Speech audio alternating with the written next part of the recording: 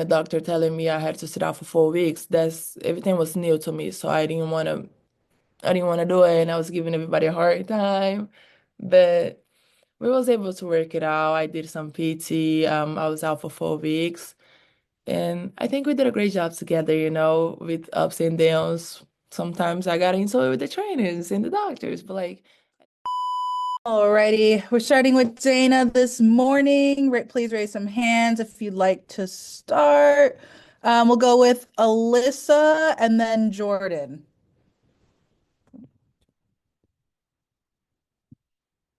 Hey Dana, how are you? I'm good. How are you? I'm doing okay. I have a couple questions for you. First one is just what are you gonna do in the off season? I'm heading back to Turkey. I'm going back to Beşiktaş. Yep. And what do you feel like you want to work on most while you're there? Um, my goal this season in Turkey is to lead the league in assists. I've led the league in scoring the last 2 years. That's something that everybody know I can do. Apparently, that's all I can do.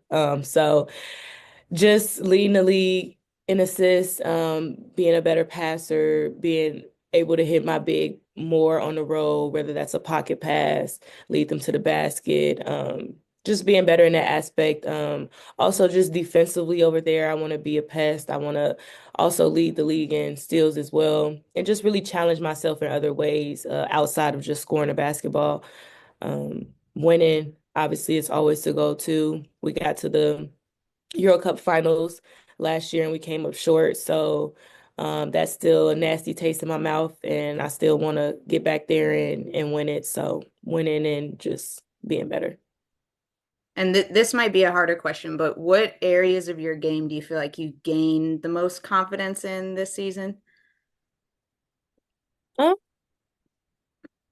Honestly, my confidence was pretty shaken up for half the season. So that's a tough one. I would just say knowing that I can get to my spots whenever I want to, and just knowing that um, I can clean up the areas that weren't the best this season. Yep. And I just wanted to follow up on what you and Izzy were talking about yesterday with social media harassment. And like, first of all, I'm really sorry that that's going on. That's terrible. Um, but I did want to ask just because you've been with the Sky for, since 2021. And do you feel like that the social media stuff that you're dealing with personally has been going on since 2021? Or do you think it's changing? Absolutely not. I don't remember any of our fans really ever saying like nasty things, or I mean, they would critique us basketball wise, but Yeah. I never remember it being about jealousy or made it something outside of basketball. I don't remember any of our fans ever doing that. I've always remembered them to be transparent as well. Like I said, they were honest about what we were doing on the basketball court, but this time is different. It's been harassment, it's been super nasty, and it's really been just leaving a nasty taste in my mouth, especially like when Izzy said, just seeing that people that look like us are coming for us, and you guys know how hard it just is for a Black woman in this world as well. And to be getting bashed and harassed over the game of basketball was just it was tough, but like I said, I don't take L's. I just learn from everything and I bounce back even better. So this was just something, another bump in the road, and something that helped my mental and helped me as a person and as a player to just be even better. Do you still feel loved by Chicago fans? And like the reason I ask that is because I feel like for most of your career, you've been a fan favorite, like in the stadium itself. Yeah, I still feel like Sky fans have love for me, and I will always love Chicago Sky regardless of what takes place in the off season. If I'm here or if I'm not here, I will always have love for them. I won a championship here. I would, so I do feel like They still love me, hopefully. And last one for you, Dana. What are you looking for in free agency? What type of place do you want to land? What's important to you right now? Um, So in this league, I feel like you gotta have someone that's gonna give you some grace. This league is so good. I say it all the time. You're not going to be perfect, but you also need someone that's going to trust you to run the team and that's going to trust you and give you grace. Um, because that's what it's about. It's a 40-minute game. You're not going to be perfect, but having someone that's going to trust you, I feel like that just makes you more confident, not feeling like you have to look over your shoulder and hesitate yourself and doubt yourself ever. I feel like that's important. Um, Winning is always important.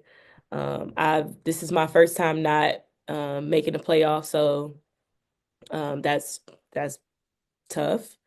Um, and yeah, pretty much just being able to get back to Dana, being Dana, and we'll just see what that looks like. Can you guys still hear me? Yes. Yes. Oh, Thank okay, cool, you. cool. Thank you. So we'll go to Jordan now. Jordan. Hey Dana, how are you doing today? I'm good. How are you? I'm doing all right. So my first question is on the mental aspect. I do apologize about everything you've been through with the social media. So I guess just talk about for you as a professional athlete, what's been something you've been doing throughout the season when it comes to stuff like that, like mentally, what's been your go-to to help you overcome that? My go-to, I feel like has just always been my parents. They are everything to me. They have gotten me through the toughest times, the hardest times. They've been with me through the ups and the downs. They've been someone that I just know that I can always lean on. And my dad says that it wasn't supposed to happen like this, but it was supposed to happen like this. He always says that everything happens for a reason like me and that um he felt like the weakest part of my game was always my mental. And this has challenged my mental and just me as a person beyond what I could tell you. But like I said, I grew from this. It was a learning experience. And going to my parents and having people in my corner, and also just knowing that God has a plan for me. And He's brought me too far to leave me now. Leaning on Him as well, diving into my Bible study, getting closer with Him. Yeah, that's pretty much been what I've been doing for my mental. Thank you. And then my other question is obviously going into the season, you were one of just four players from the previous squad that was brought back, a lot of new players, a lot of young players. I guess just tell me what was your favorite part about playing with a bunch of new different people this season, along with being under Coach Teaspoon? I would say just, building relationships. I feel like besides my rookie year, this is probably the first year that I've like hung out with almost everybody on the team and just building relationships with them and also building a relationship with Teaspoon. Um, yeah, it's been good. Like we had a really good group of young women and we came together regardless of what was going on. We tried to stay together as one. Yeah, and I would just pretty much just say just building those relationships. Thank you. Thank you. We'll go to Carly and then Andy. Hey Dana, you've gone through three coaches in 2 seasons, and that's a lot of change for a player to go through, and three coaches with three very different coaching styles. How would you assess, a season where you finally do have a head coach that's been there, the entire season and is new into the league as well? How would you assess Spoon's first year as a head coach? It's obviously never going to be easy in this league. I feel like we were doubted from the beginning, and I feel like they had us at 12 and we didn't finish at 12.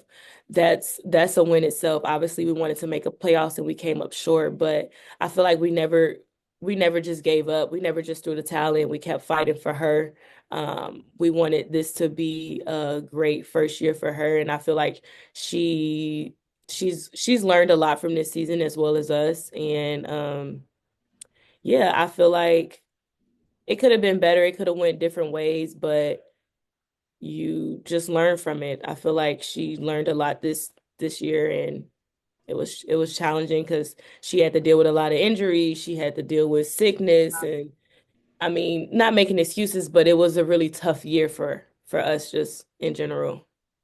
And then also, you spoke last night about social media and also this morning. And if you don't feel comfortable answering this question, that's completely fine. But what do you think the league can do to help protect you as players and as people, especially with the incoming eyeballs that have come onto the league and that will continue to come moving forward? I honestly I feel like it's just more so having sports psychologists that you can talk to, just having those resources and those outlets to be able to get those things off your chest and vent to someone and know that it's protected and that you can talk to someone like that in that area. Because I feel like it's pretty much just up to you. Like you got to just be mentally stronger. You got to be tougher because I feel like I don't think it'll get I don't think it'll get easier is what I'm saying. I think with new eyes and people that if we just got nasty people in the world and they are not going to change. So just having resources, I'll say, and hopefully we can just get people to understand that we're humans and not just athletes. And then just a last one from me. At the beginning of the season, you told me that this was kind of like graduating high school and you're in this, or graduating college and you're in this new form. Now that you've kind of entered into, this fifth post year of college in the WNBA, and you said it was a challenge, but when you just look at what you were able to do, how would you evaluate yourself?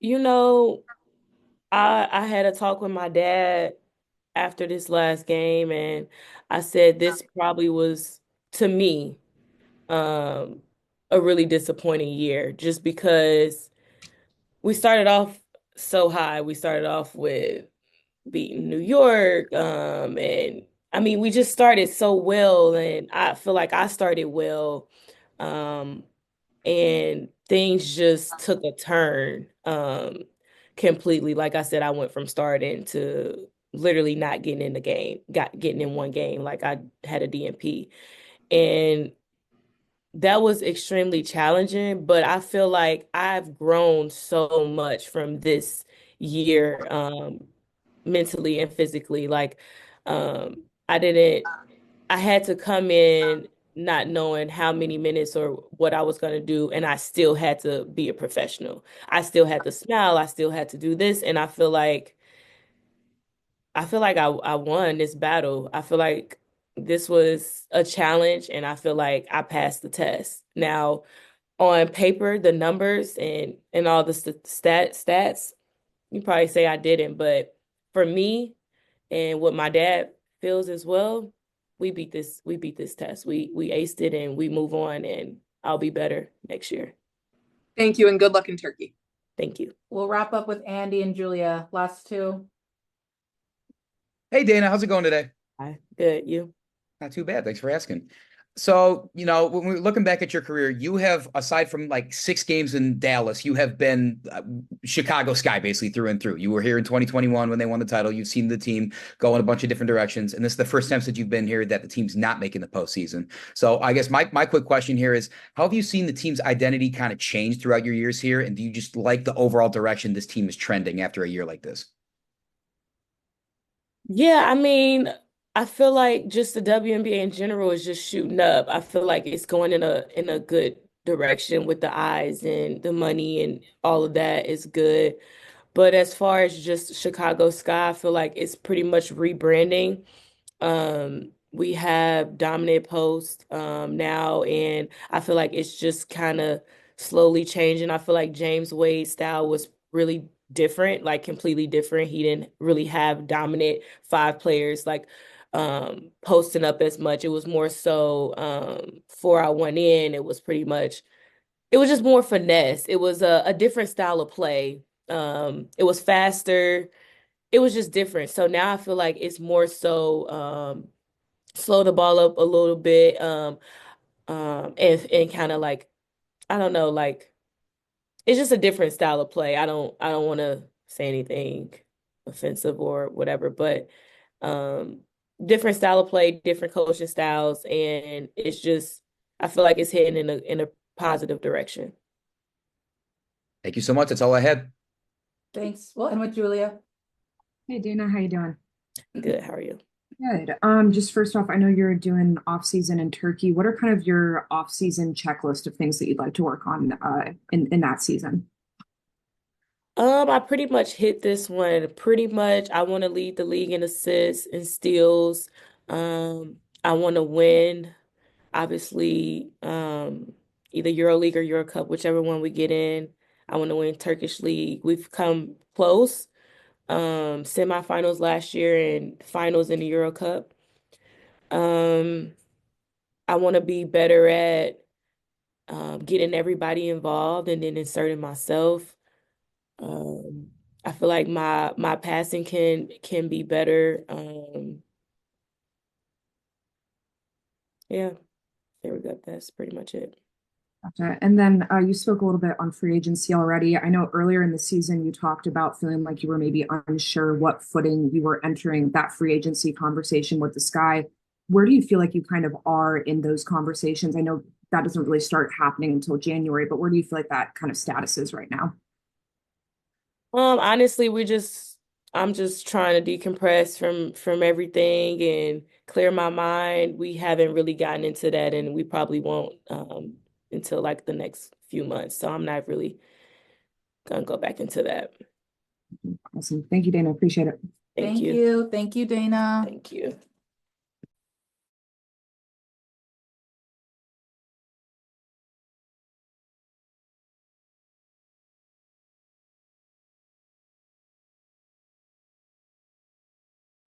All right, hands raised. Questions for Breezy. We will go to Carly first. Hey, Breezy, how are you? Fine. Good. I just have one quick logistics question. Where are you planning to do for the off season? Are you planning on playing overseas at all? Yeah, I'm going to Adelaide, Australia to play with the Adelaide Lightning in the WNBL. Nice. Obviously you came in on through a trade and joined the Chicago Sky. And when you look back on this season with it just being a first year head coach, first year GM, and just a lot of growing pains this season, how would you evaluate Spoon as a head coach in her first year in the WNBA? Obviously, rookie coach is always tough. I think she continuously tried to learn throughout the season, and obviously a lot was thrown her way. Rookie coach, rookie assistants, rookie GM, obviously rookie players, a lot of rookies through and through. But I thought she powered through and gave us all she had. And then one of my last questions as well, you're entering into free agency, unrestricted free agent. What are some things that you want to see in free agency, and what are some kind of checklists that you want to have when you're looking to either join a new team or come back to Chicago? I haven't really thought about it. I'm really in the present right now, trying to pack up and move across the world. So I haven't really given it much thought, to be honest. Understandable. Have a great season in Australia. Thank you. Go to Kim. Akeem Balen beyond the W.com. Hopefully you're doing great and good luck on playing in Australia. Dana was just on here and was really talking about the really the mental grind in addition to going through the game by day grind. Obviously, with more eyeballs on the W, it's been certainly been a roller coaster season. But do you feel like that now that the WNBA season is over and now you're kind of getting a brand new start, I guess you could say, in Australia, that the end of the season, even though you're disappointed not making the playoffs, that it's kind of more bittersweet as opposed to disappointing? I guess you could put it that way. I mean, obviously, I'm gonna be playing for a new team next month when I head to Australia, and the day we're pros, it's kind of like a revolving door. We know every 6 months you're gonna go overseas, stay here, every year we're going to switch teams or stay with the same team. And we know this 12 this year is never going to play again together. So obviously it's bittersweet, like leaving your teammates and leaving this exact group, because obviously we know the team's not going to be the same next year. But that's just kind of how it is in professional sports, and that's just kind of way our careers go.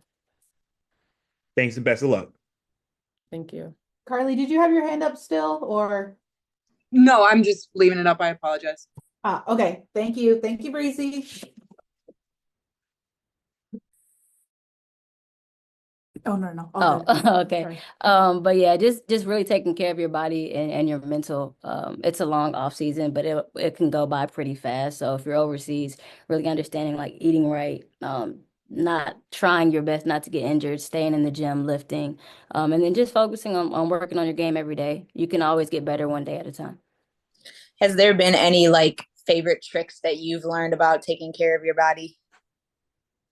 It's gonna sound a little crazy, but going to sleep early. Keep going. Seriously, like I'll try to get in bed by like 8:30. And just that rest and recovery for your body, I think for me is huge. And then just scheduling like regular lifts, seeing PTs, doing yoga classes, Pilates, like there's so many different avenues that you can really work on your body. And I think that's huge as an athlete. Thanks, Mariah. Yep. All righty. Thank you. Thank you. We'll have Izzy up next. Thank you so much for waiting. Okay, perfect. We have Izzy here. We'll go ahead and start. We'll go Carly, then Julia. Hey, Izzy, how are you? Good. How are you guys? Doing good. I got one logistical question before we get into it. What are your off-season plans? Are you going to play for Athletes Unlimited again, or are you going overseas? What's the off-season plan? So I'll be heading overseas first to USK Prague, and I'm excited to be back with that team. So I'll be over there and just hooping and all those things. And the plan is for AU. I want to plan to be in AU because it's in Nashville as well. And I've been with AU for a while now, so they always hold like a special place in my plans whenever it comes to off-season stuff. So yeah, that's the plan. Sounds good. You said at the beginning of this season that this was kind of a healing year for you. And there was a lot that kind of went on, with you being back. There were two coaches and a different GM last year compared to this year. When you just kind of look back and you evaluate what this season was, how would you evaluate your season that you were able to have this year, as well as Spoon's first year as a head coach? So my first year being back since my injury, overall was just a blessing. I don't care with the ups and downs. Whenever I'm able to play basketball, I'm happy. So I was glad that I was able to come back from my injury and dealt with that the entire season. And I feel like I made a good push towards the end. And I wanted to continue to do that throughout the season. So first year back was definitely just about my body. Everybody was just here kind of figuring out, and my injury in my knee. I'm glad that could be such a thing in the past. That's something that I just really was mindful through this entire season of just being just happy and blessed that I get to play basketball. And then how would you evaluate Coach Spoon's first year as a head coach in the WNBA? I think her first year was like most people's probably first year, just figuring stuff out. And I think she just was really willing to try to see where she could hold accountability in a lot of circumstances, and to have a head coach to do that. I think that's huge. And I think that was something that allowed us to continue to push for her. And I think she made that very well known. Um, I I finished my meeting with her, and she just was just taking notes, and just to see that after, kind of an up and down season, and she still had the same, energy towards her. I appreciate that because um she was very consistent in that. So it was just probably a learning year for a lot of people. And then my last question, you're entering into free agency this year, regardless of whether or not you return with the Sky? What's one thing that you really want to see that's on your checklist of where you want to be in 2025? Number one is to be healthy. And I also don't want to play with a knee brace anymore. That is like something I'm so excited to be done with. But if I need it, I'll wear it. I don't care. But that is something that I'm really looking forward to progressing and just getting healthier. That's something that's on my checklist, and to take time for me to just relax. I've been on a stress mode since May 19th of 2023. That's the day that I had my surgery, and I've just been stressed and pushing myself just to kind of be back where I know where I can be. So now that the season's over, honestly, I'm just like, oh, this has been the first time I've been able to just breathe, you guys. And that's literally all my head is at. I'm just thankful that I made it through this season. Thank you, and have a good luck in Prague this year. Thank you. We'll go to Julia, then Alyssa. Julia, then Alyssa. Hey, Izzy, thanks for taking the time. You mentioned that Spoon was kind of taking notes through that meeting with you. Just kind of what notes did you have for the Sky in terms of where you think this team needs to grow the most going into next season?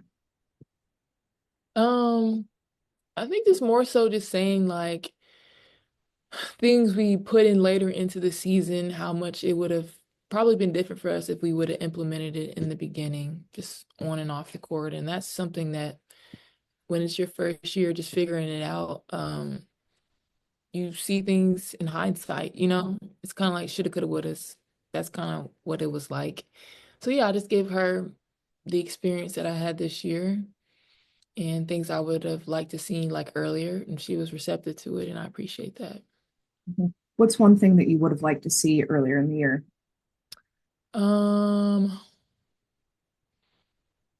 We put in some plays that gave us continuous motion, like movement, and like you kind of can just play off of each other, just like a motion offense. And she put it in for us in the second half of the season, and I know that the girls really appreciated that. And I think she saw how receptive we were to that. So like that's something that she just allowed us to just have as our own and just figured it out. So it was just stuff like that. And then last one for me, I know you touched on free agency a little bit. What kind of is your perspective going into next year? I know you've got a lot of time to think about this and kind of do negotiations, but is your primary goal to be back in Chicago, and kind of just what are your priorities in terms of playing time, fit, just kind of what you would like to see going into next year? Just being in a place where now that I don't want my injury to be a factor, being somewhere where I can just play freely and just kind of be Izzy. So wherever that presents itself, that's where I want to be. Awesome. Thanks, Izzy. Appreciate it. You. Alyssa. Hey, Izzy. Hey. I was just hoping to go back a little bit to the conversation that you and Dana were having last night about social media. Mhm. And I mean, first of all, I'm sorry that you guys are going through that because that's terrible. But I think you talked about like social media in some ways has become a negative environment for you. But I think you also mentioned that in some ways it still gives you positivity. And I was curious, like, what are those positive elements that you feel like you still get from being on social media? To be honest, this season I didn't really see a lot of positive. So that is maybe the season's over and I'll get back to enjoying scrolling on my timeline. But there wasn't many positives, to be honest. And a lot of the times that came from a place I didn't quite understand. I understand basketball. I understand that people have opinions about things, but a lot of the times it came with just unprovoked hate. And it's sad to see that we live in a world that because it's online, like a online space, people don't feel like they have to take credibility for what they say and how they treat people, because I know no one would ever come up to my face and say these things that they say about me and tag me and wish me death threats and just saying all types of negative things that it's just uncalled for. So even by hearing people's real feelings about that situation, there were still excuses being made as to why people said what they said. Instead of gathering that new information and changing their opinion, they continue to just go through like a hateful spiel. And to me, it just, if anything, it just taught me like obviously social media isn't a real place, but it can still very much be effective in how people feel in people's mental space. And just be mindful of what you say because your words have meaning, whether true or not true. And just be real about why you're saying what you're saying. If it's to be hurtful, you need to log off. Um, And yeah, I just found myself it was a weird situation because I truly don't know why I was in that situation to begin with. So that's still something I was trying to figure out. And yeah, people can be cruel, people can be very dense. So definitely a lot of social media breaks.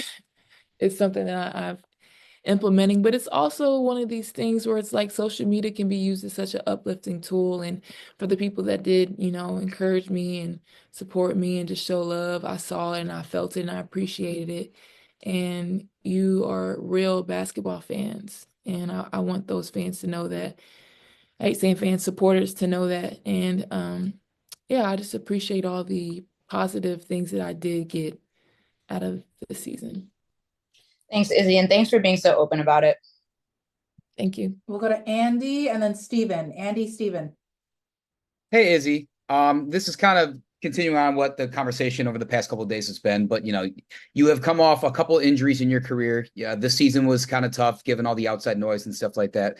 I guess my question to you is who or what? It could be a teammate or some sort of mantra, whatever holds you down. Like what keeps you grounded in trying to bring your best to the court every day and go out there and play your best ball?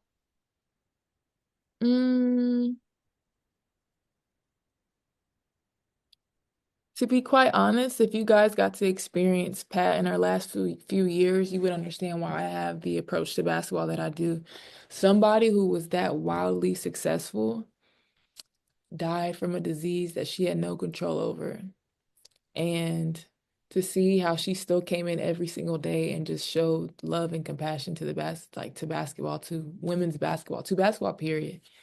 And that was my head coach. And someone like that, who believed in me and saw, I'm sorry, who saw, I don't know why I'm so emotional, you guys. It's been 2 days of this. That's okay. That's okay. She saw every bit of love that I had for this game, even in her illness, even with the players that she coached. So if you just know that and the type of player that I am, that a lot of people didn't know me coming out of high school. And yeah, she just believed in me. There would never be another person on this earth that would be able to take that belief out of me. And it sucks because she's not around to attest to it.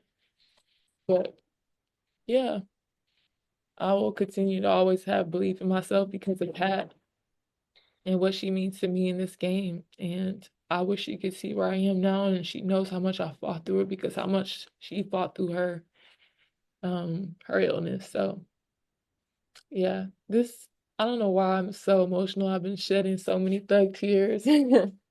But when you go through a lot, you feel a lot.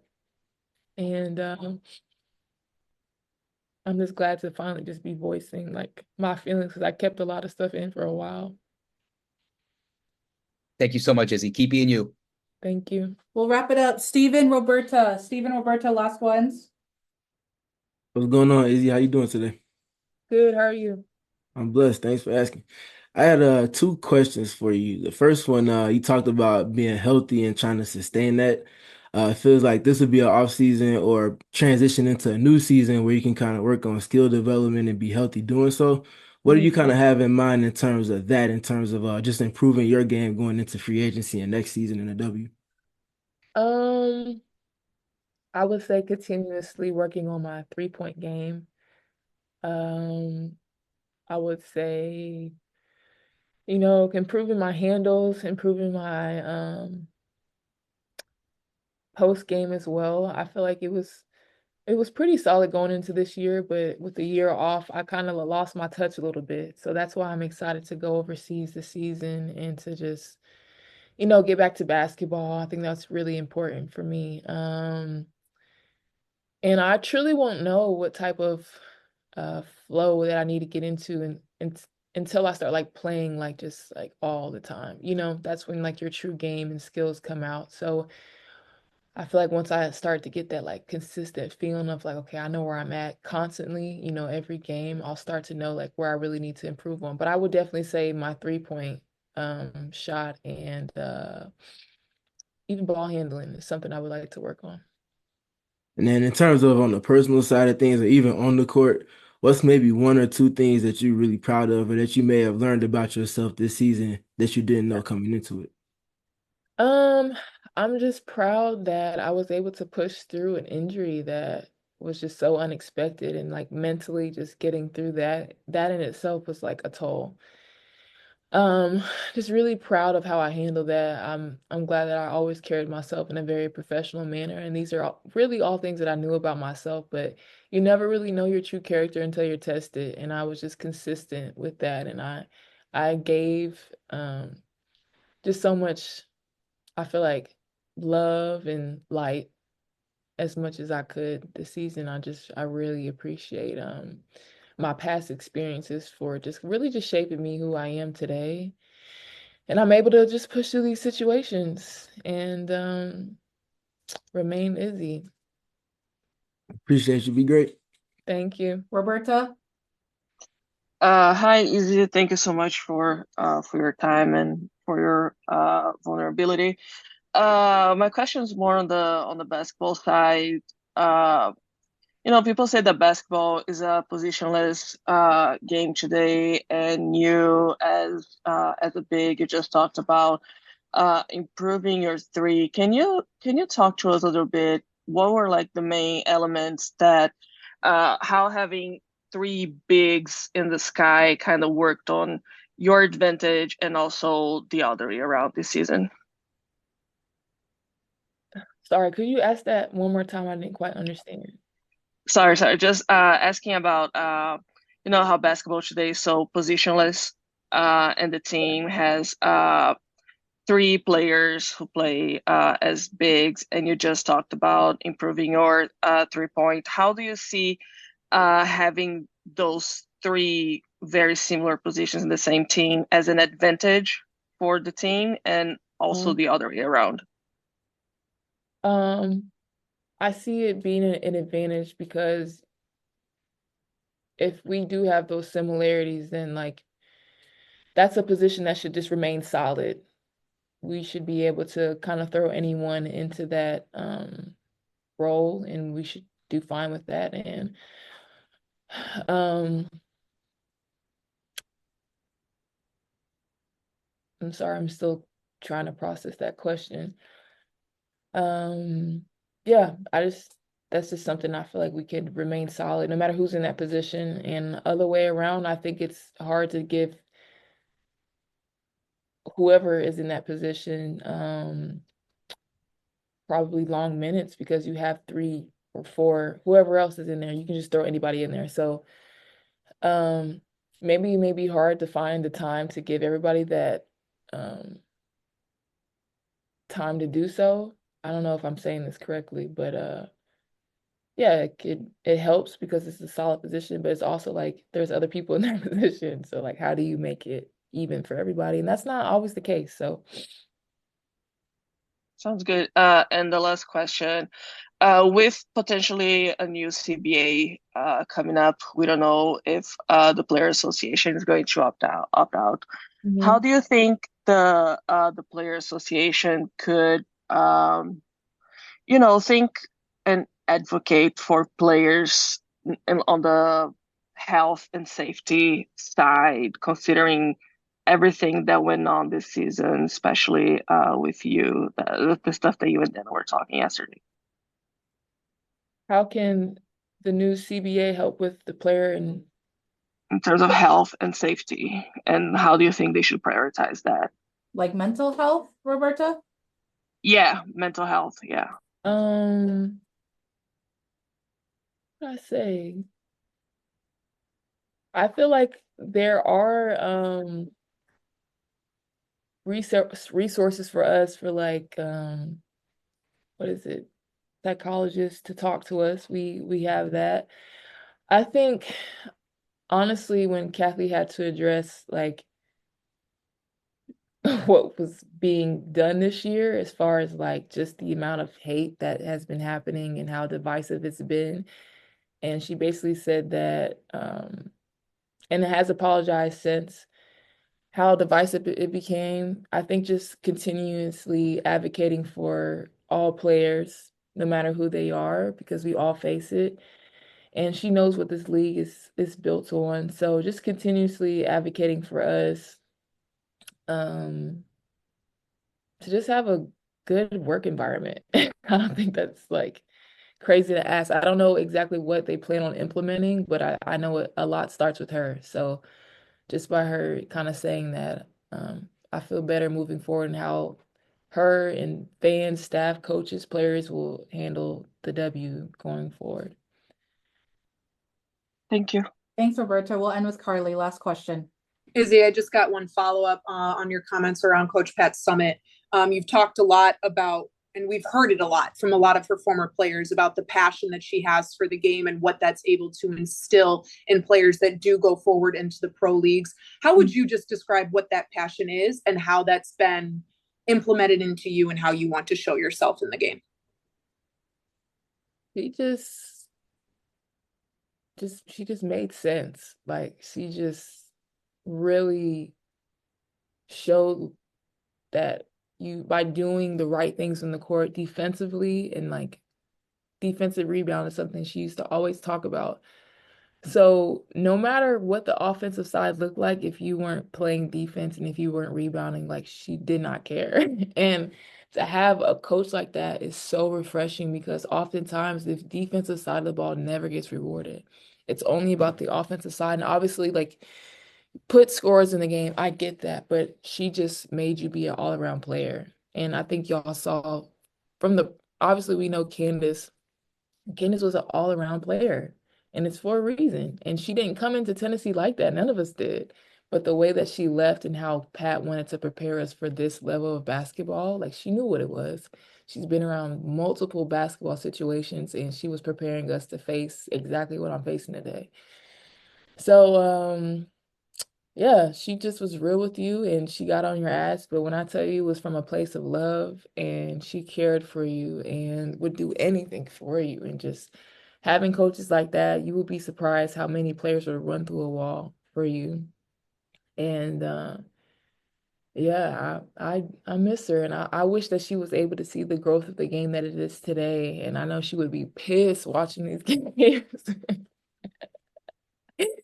She would be so mad. But um I'm glad she instilled that into me because I know that's something people still see and appreciate that, really know basketball. And I'm able to carry that, like those years of hard work that she's instilled and made an entire program. I'm still able to carry that through me on the court, no matter where I play. Thank you so much. And again, good luck this offseason. Thank you. Thanks, Izzy. Thank you. All right, if we can raise hands for Kamilla, that would be great. If we can keep it, again, please be respectful of your peers. Keep questions short. All right, we'll start with Carly and then we'll go to Jordan. Hey, Kamilla, how are you? Hi, I'm good. How are you? Doing good. I got one logistical question before we talk basketball. What are your plans this off season? Are you going overseas? Are you sticking with Team Brazil? What are your plans? Yeah, I'm gonna go home for a couple of days just to rest and see my family. Then I'm gonna go play in China overseas. Very nice. Obviously this was a rookie season for you that had a lot of ups and downs with injury to start the season and then closing out, just missing on the playoffs. How would you evaluate your first season in the WNBA and what do you want to do moving forward? For me, it was definitely a roller coaster just because of the injuries and everything. As you know, I'm the type of player that never got hurt before. I never had to sit out for so many games. So when I first got hurt, it was a little upsetting. I didn't know how to actually handle it because it was something that never happened to me before.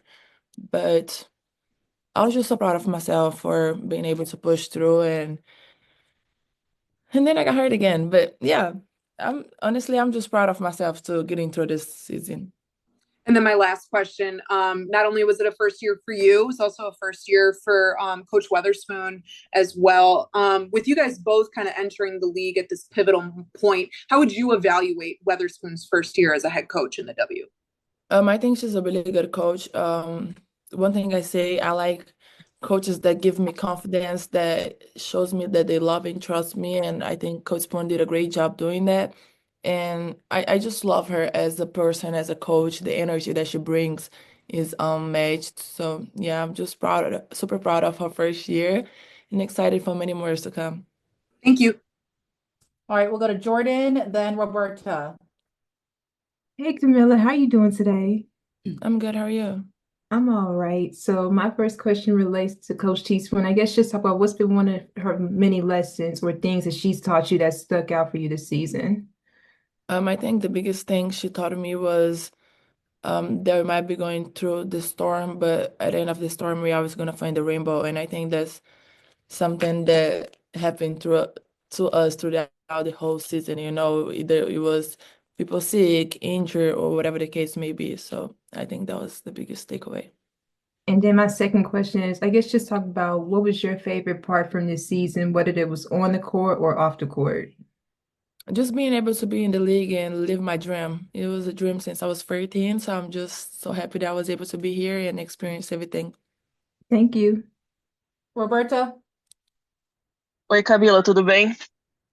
Oi, tudo bem? Você podia falar só assim um pouquinho de como foi essa sua experiência de primeira temporada na WNBA? Então, para mim foi uma experiência bem legal, muito boa. Não tem nem como falar que não foi boa, porque eu estou vivendo um sonho que eu sonhei desde os 14 anos. E claramente não saímos com o resultado que a gente queria, mas eu acho que todo mundo deu duro, damos o nosso máximo. E no final, onde a gente estava tentando chegar nas playoffs, aconteceu várias lesões, o que é. Infelizmente aconteceu várias lesões, mas eu estou muito feliz de tudo que eu conquistei, de como eu me representei na W. E você tem acompanhado os brasileiros te acompanhando? O que você tem a falar sobre o apoio dos brasileiros a você nessa temporada? Estou muito feliz, por todos os brasileiros que estão me acompanhando. Isso é muito importante para mim, porque mostra como o basquete feminino está aumentando no Brasil. Ah, obrigada. Obrigada. Julia? Hey, Camilla, thanks for taking the time. You mentioned that you kind of struggled with just how to handle that injury throughout the season. What does that look like? Like behind the scenes, what did kind of that struggle look like for you, on the court, off the court?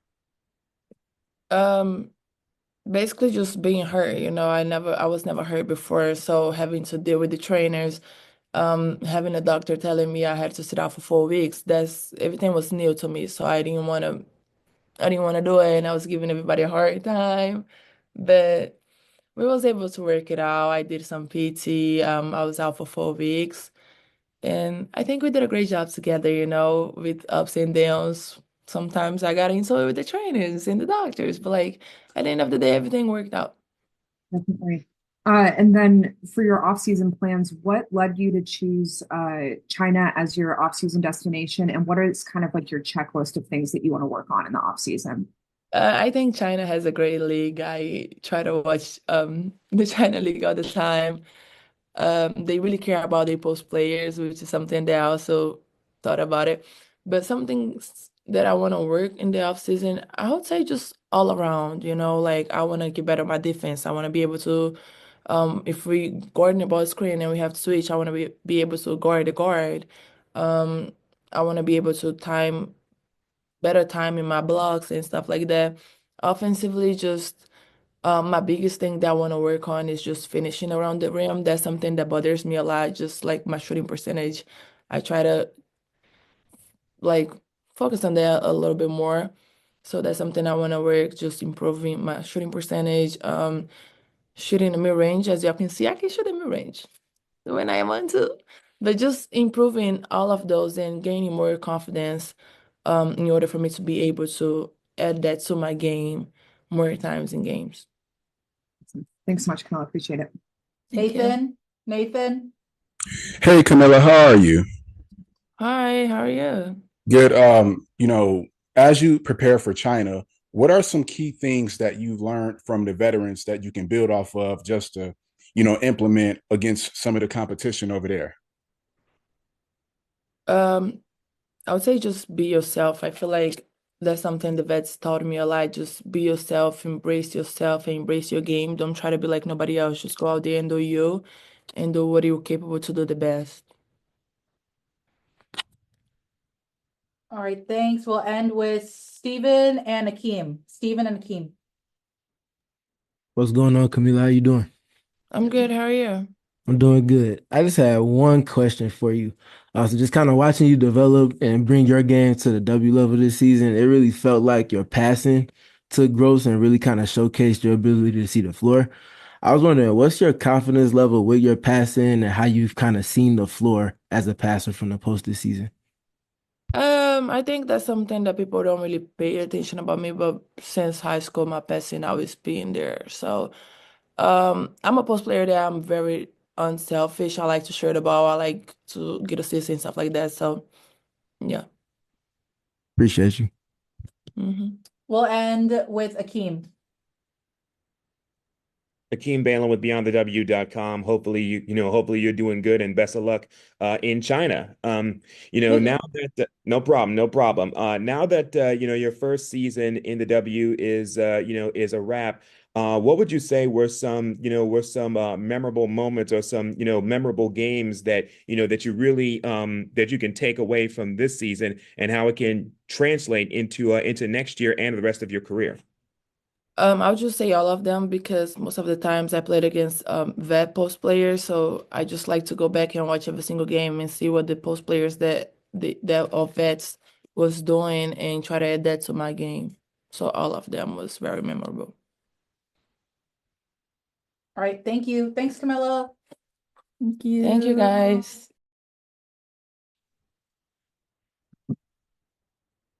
Awesome. We'll start with Carly, then we'll go to Andy. Hey, Lindsay, how are you? I'm good, Carly. How are you? I'm doing good. I got one logistical question before we get into basketball, which is what are your off-season plans? Where are you planning to play overseas if you are planning to play overseas? Yeah, I'm headed back to Turkey, back to Botaş again in Ankara. Very nice. When you look back at this season, there was obviously you came in through free agency and it was kind of a whole new team from general manager all the way down. When you look back, how would you evaluate not only your season, but this Sky franchise being so new from Coach Spoon all the way down? How would you evaluate both your season and Spoon's first season as a WNBA head coach? Yeah, I think, like you said, it was just a new season for everyone, a new group of players for the most part, a new coaching staff, new GM, front office, everything. But a lot of it stayed the same just in terms of support staff as well. But I think this first season was just kind of learning each other and learning, how to play together as a team at this level. You have to learn how to win as a new group.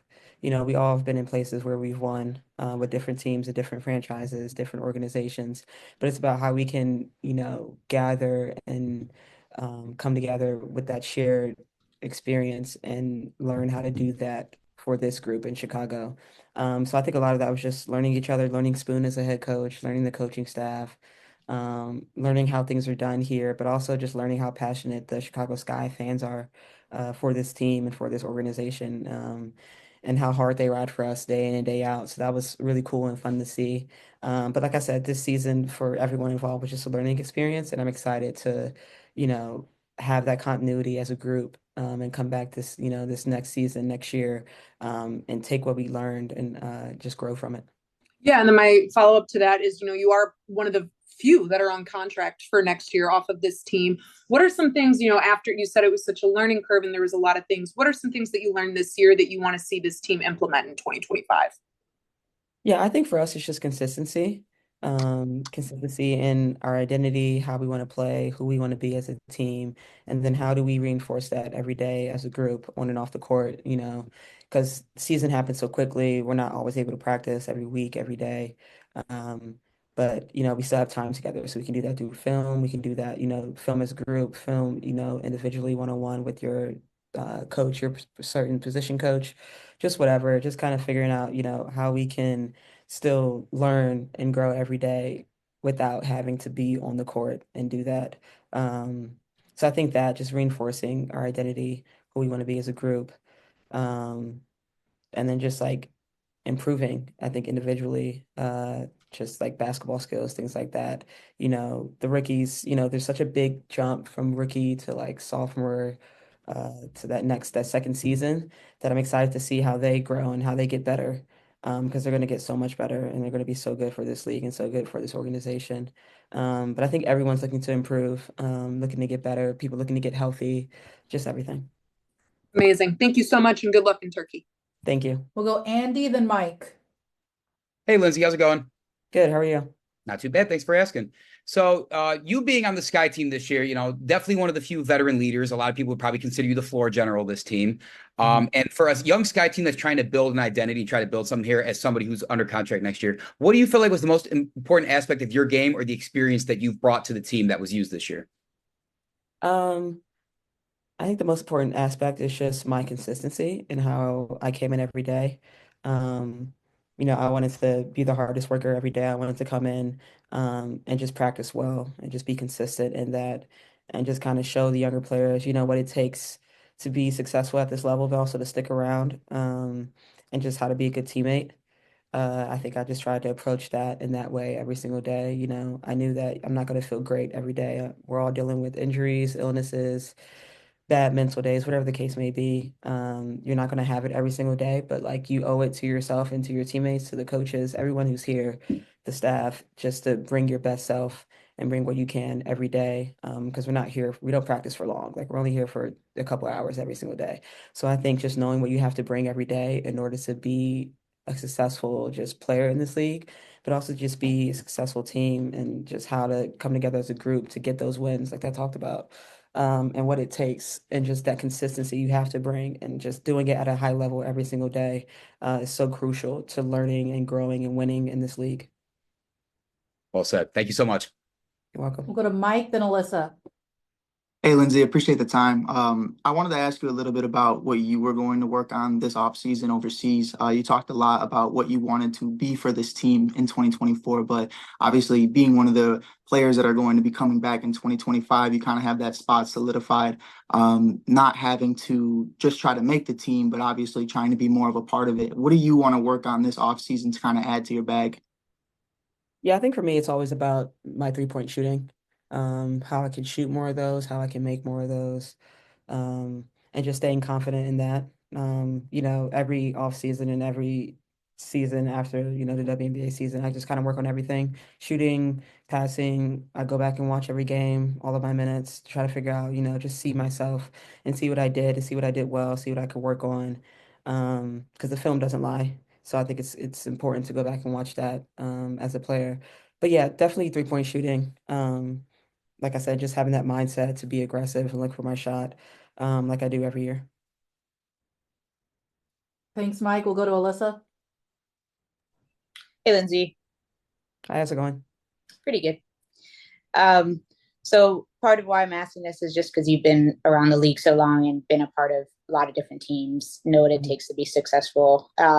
So if Jeff asked you how he could go about improving the roster or like what additions that he could make in the off season, what kind of like key areas would you suggest to him? Um, I think for us, as a team and as an organization, it's always about, and I guess Jeff's job too, and what he's thinking about as a GM, it's always about just kind of balancing, getting young players in here and trying to develop them, but also having good vets in here as well. So I think that's kind of how he would approach things this all season. It's about the development of our rookies and our young players this season, Angel, Kamilla, and about their development, but also it's about, our free agency and getting good vets in here, who are good people, but also who can help this team, skill set wise as well. But also, we have two first round draft picks, and, we have draft picks with upcoming drafts. So he's going to do that, evaluate everybody in college and all the college players and figure out who's the best fit for this organization. But that's, yeah, how I would approach things. Just kind of a good balance of young players in draft, but also knowing like free agency as well is crucial for us. Thanks, Lindsay. Good luck in the off season. Thank you. We'll go Steven, then Akeem. Steven, then Akeem. What's going on, Lindsay? How you doing? I'm good. How are you? I'm doing good. I had a couple of questions for you. My first one is kind of looking at the post-Olympic stretch for your team. You guys ran a lot more pick and roll. I was Mhm. curious in terms of not obviously not necessarily your development, but more so Angel and Kamilla. What did you kind of see from those two in terms of their screening and their rolling and ability to make plays off of the roll? Yeah, I think with them, after the Olympic break, they had that first half of the season, and then just after they got more comfortable. They got more comfortable playing off of each other, which is what you saw a lot of high lows from them, which is great for us and great for them, of course. But also just kind of being able to be, that threat off of a screen, off of a pick and roll. So whether that's, just screening and immediately rolling and diving and getting a layup, or screening and popping and then seeing what they have, whether that's a jump shot or whether that's a drive, the high low like we talked about. Just kind of their ability to read the game, I think, kind of evolved over the season, and they got better with that. And it's really cool and good to see that they were able to improve throughout a season. So now, coming into this next season where they have a whole off season to, think about how they want to improve, think about what they want to do better, but also getting reps in, I think would be good for them, and just seeing how they're able to do that and improve and get better over this off season and come back next year and be even better than they were, would be really great to see. And I'm excited to see that from them because I know they have it in them. And then my last question for you, just kind of looking at three versus three kind of growing. It's becoming an Olympic sport over the last couple of sessions now. I'm curious, as a guard, how do you feel getting reps in 3-on-3 and bringing that in tandem with what you do in 5-on-5 can kind of help to evolve a player's skill development and process, particularly as a point guard? Yeah, that's a good question. Because like you talked about, 3-on-3 is just such a different game than 5-on-5. It's just a lot quicker. And I think that's really beneficial. Like you have to play faster, you have to think faster. Like you can't really take a break or take a second off or just kind of have a lapse because you're gonna get beat and they're gonna score and then you have to recover from there. So I think it helps you think the game better and faster. And that's always good because you have to be able to read the game at this level in order to be successful in 5-on-5. So I think that's good. It also just kind of teaches you mentally as well how to like move on to the next play and how to just kind of keep playing because you don't really have time. You get some timeouts. I don't really know the rules of 3-on-3 exactly. But you get timeouts, but it's just kind of like you have to figure it out as a team for the most part and figure it out through the game action and through what you do, in that kind of half court setting. So I think it's good to just kind of have that mentality. And, you have to be able to move on. You have to be able to kind of brush things aside and just kind of keep chugging and keep playing and keep going at it. And I think that's really beneficial for 5-on-5 as well. And at this level, we're playing 40 games a season. It's going to increase in the next two seasons coming up. So I think it's really beneficial just to be able to keep playing and keep just working through things on the court because things are always there's always going to be some kind of adversity. So it's just about like how do you get through that as a team and how can you communicate that with your teammates like quickly and effectively. Appreciate you. Yeah. We'll end with Akeem. Akeem would be on the W. How's it going? I'm good. How are you? Trying to be good. That's all I can do. But yeah, it's so much now that the season is over, just looking back, so much of the focal points of the season were really focused on whether it's injuries, whether it's Kennedy, whether it was Angel or Kamilla. How important was it throughout the course of the season in terms of being able to develop an identity for this team and how it can really lay the groundwork for the Chicago Sky going forward? Yeah, I thought it was super important. I think Teaspoon does a good job at letting people be themselves and kind of figuring things out from there, and just knowing how to let people play and just kind of plug holes and do things from there. So I think just letting Angel and Camila be who they are, letting them play off of each other, letting them figure themselves out as a young player, rookies in this league, were super important. And we kind of saw them take off, over the course of the season, especially after Olympic break. in doing that. So I think, it's just about reinforcing, our identity and who we want to be. We have Angel, we have Kamilla signed back for next season, and just kind of being able to get them going more and just kind of figure out, our offensive identity and how we want to, feed them and get them going and utilize their strengths, but also just to balance throughout the team as well. And then defensively, like how can we play to our strengths and who we have as a group is super important. Thanks. All righty, we'll start with Carly. Carly, go ahead. Hey, Kennedy, how are you? I'm good. How you doing? I'm doing good. I got one logistical question before we start talking about this season. What are your plans for the off season? Are you going to play back in China again, or what's kind of the goal there? My plans are to go play. Since it's kind of just the first day after basketball, I'm kind of like in the process of just resting, making sure my foot is okay, getting back to the drawing board with my agent, and then after that, going overseas. When you look back at this season, when I spoke to you at the beginning of the season, you said you wanted to prove that you belong. Do you feel like you've done that this year? Yeah, I feel like I've definitely made a statement and I've definitely allowed everyone to see my talent and embrace just me being back in the WNBA as a whole. And then I have another one more. You came in to a whole new team from top down, GM, head coach, and this whole roster. How would you evaluate Spoon's first year as a head coach in the WNBA? I would evaluate Spoon's first year is great. I think that she's faced a lot of adversity, as we all have. I faced adversity, and she was able to make me a better player.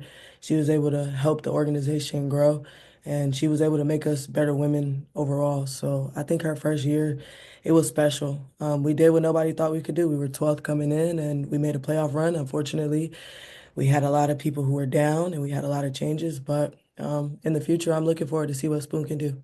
And then I'm sorry, I got one last one here. You're restricted free agent heading into this off season. Whether or not you do return with the Sky, what is like a main priority or a main checklist that you want to have with your new team for 2025?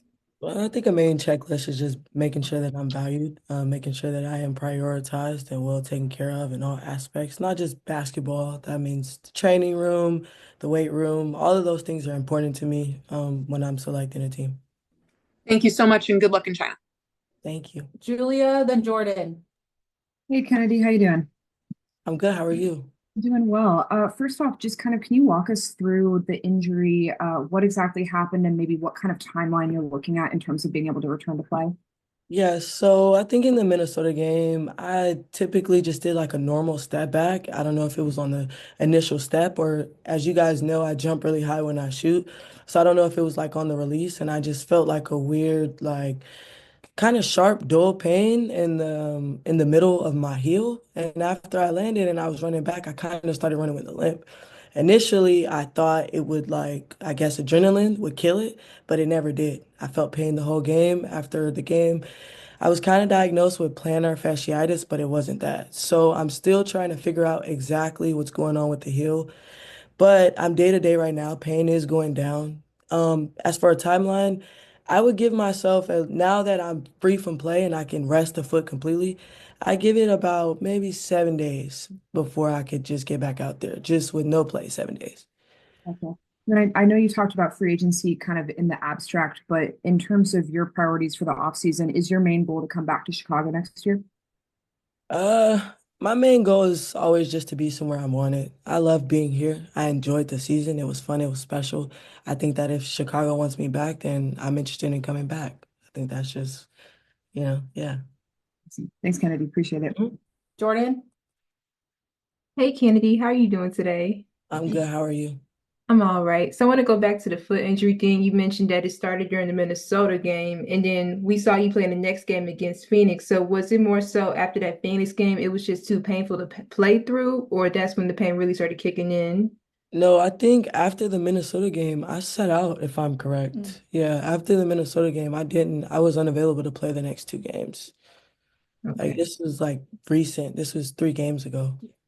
Gotcha. And then just one last question. So obviously you started off on the bench being a huge boost for as far as scoring, and then we saw you, do that times 10 when you were named to the starting lineup. I guess just talk about, throughout the season, what's been something about your game that has stood out that not many people paid attention to? I think just my ability to grow. I think I've grown my game in all areas from just being able to consistently attack the basket, mid-range, pull up, even just knock down a couple threes this season. I think I've allowed everyone to see that the work that I've put in is showing. I'm a player that works hard and I take my craft serious. So just being a three-level scorer. Thank you. hmm Andy? Hey, Kennedy, how's it going? I'm good. How are you? I'm well, thank you for asking. When you look back at your career, we had the 2022 season with the Sparks, and I think everyone can agree that might not have been the best fit for you at the time. You take a year off, you come here, and it's pretty much one of the best, I guess, comebacks you could imagine for taking a year off from the W and everything like that. Whether it was on the court, off the court, mentally, strategically, what do you feel helped you kind of have this resurgence and kind of show that you belong here, and you prove that you have your stake in the W?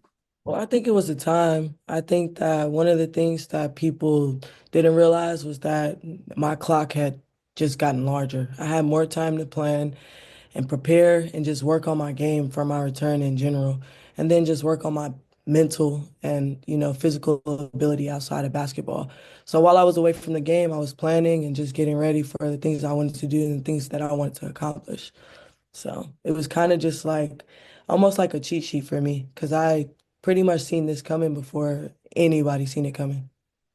Yeah, and especially kind of adding on to that, I think the Chicago crowd really received you well at many times during the season. They just love to see you grow in your game and stuff like that. How good of a feeling is that to step out on the court and everybody's just going nuts for you?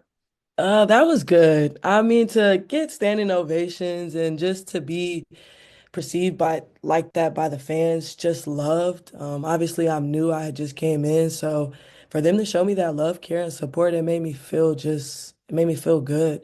When you're out there, you don't have a care in the world. You can just play free because you know that the crowd has your back and they're on your side, and no matter what you do, they're cheering and supporting you. And for me, I hadn't felt that love or that care in a minute. So to be in Wintrust Arena and just play it's just an amazing feeling, especially when I hit the shot against Vegas. Like the crowd really had got rocking. Like those type of moments, I just take with me forever. Seriously. Love to see it. Thank you so much, Kennedy. Thank you. Alyssa? Hey, Kennedy. How you doing? Um, I'm doing good. How about you? I'm doing well. Thank you. What areas of your game do you think are gonna cool? What areas of your game do you think are gonna grow the most in the off season? I think I'm gonna work on pretty much everything. I cannot let everyone know the things or the areas that I'm going to attack specifically, but just know I'm attacking all areas. And I do want to be eventually put in the all defensive conversation just based off this season for what I was doing. I think that my defense showed. So working on defense, start there. Yep. And then it really seemed like you were kind of leading this team this year. And I was just curious, like how you would kind of describe your leadership style, and then maybe if there's been leaders in your life that you've kind of played with that you feel like you learned from. I think my leadership style, it comes from my play. I think a lot of people respect me, and that allows me to say the things that I want to say, and that just allows me to feel comfortable to lead by example, lead by the way I play, and just show what needs to be done or how it needs to be executed. So I just think that I have a very laid back style. Like I'm not too like uptight or I'm not the person to, pinpoint things. I'm the person that if I see something, I say it and we fix it right then and there. And then also the person that's gonna uplift my team. Also the person that if you took a bad shot, you're not even gonna think it was a bad shot because I'm gonna tell you, take another shot. Like I just feel like it's the all around comfortability that I make a player feel is how I lead. Thank you. Mhm. Last two, Nathan and then Steven. Nathan, go ahead. Hey, Kennedy, how are you doing today? Doing good. How you doing? I'm doing well. 20 starts out of 33 games, played for you this season, just through your day to day. What are some positives that you're taking away just through your recovery, given that, oftentimes we'll see athletes, beat themselves up while trying to get back to that 100% level? Positives I'm taking away is that it could have been, bigger than expected. I think everything happens for a reason. I'm a firm believer in God and what He's doing for me and the journey that I've been on. So that's something that I could take away, that it just wasn't that serious. It just needs time. I just need to take a break. Something that just lets me know that I've been on my feet a lot this season. I've been running a lot. I've been playing a lot of minutes. So it was just one of those things. All right, thank you. We'll end with Steven. What's going on, Kennedy? How you doing? I'm good. How you doing? I'm blessed. I appreciate you. I had a couple questions for you. I wanted to look first. You mentioned that you wanted to improve your defense. I feel like that was something that stood out to me this season with you. Was it just film watching, or was there attention to detail, talking with coaches? Was it just more care being taken on defense? Like, what was it for you that really clicked this season and made you see growth? I watched when I was sitting out pretty much a lot of players' games, and I somewhat studied typically the best players in our league. So that was kind of something that helped me a little bit, just kind of knowing some of these players and then kind of playing with some of these players, being just shuffled around to three teams, kind of came across a lot of great players in this league. And then just film, attention to detail in the film room. They constantly was on me about just seeing the ball, kind of like just being in help side. That was something that I could say that in film that it helped me out, or like being on the nail. So just paying attention to things like that. They reiterated it all season. It stuck with me.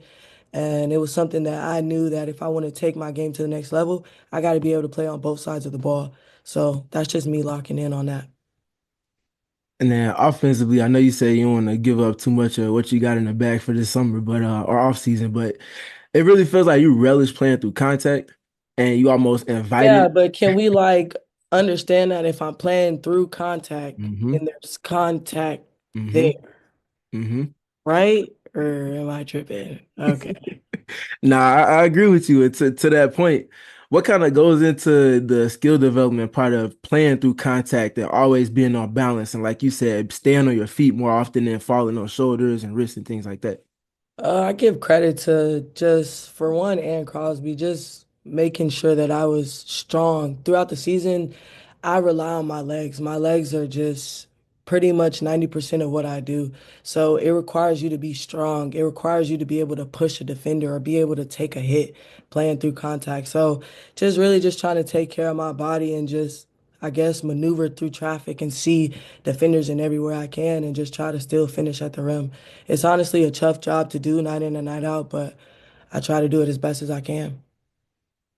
And then my last quick one for you, watching 3-on-3 in the Olympics this past Olympic trial kind of made me think of you.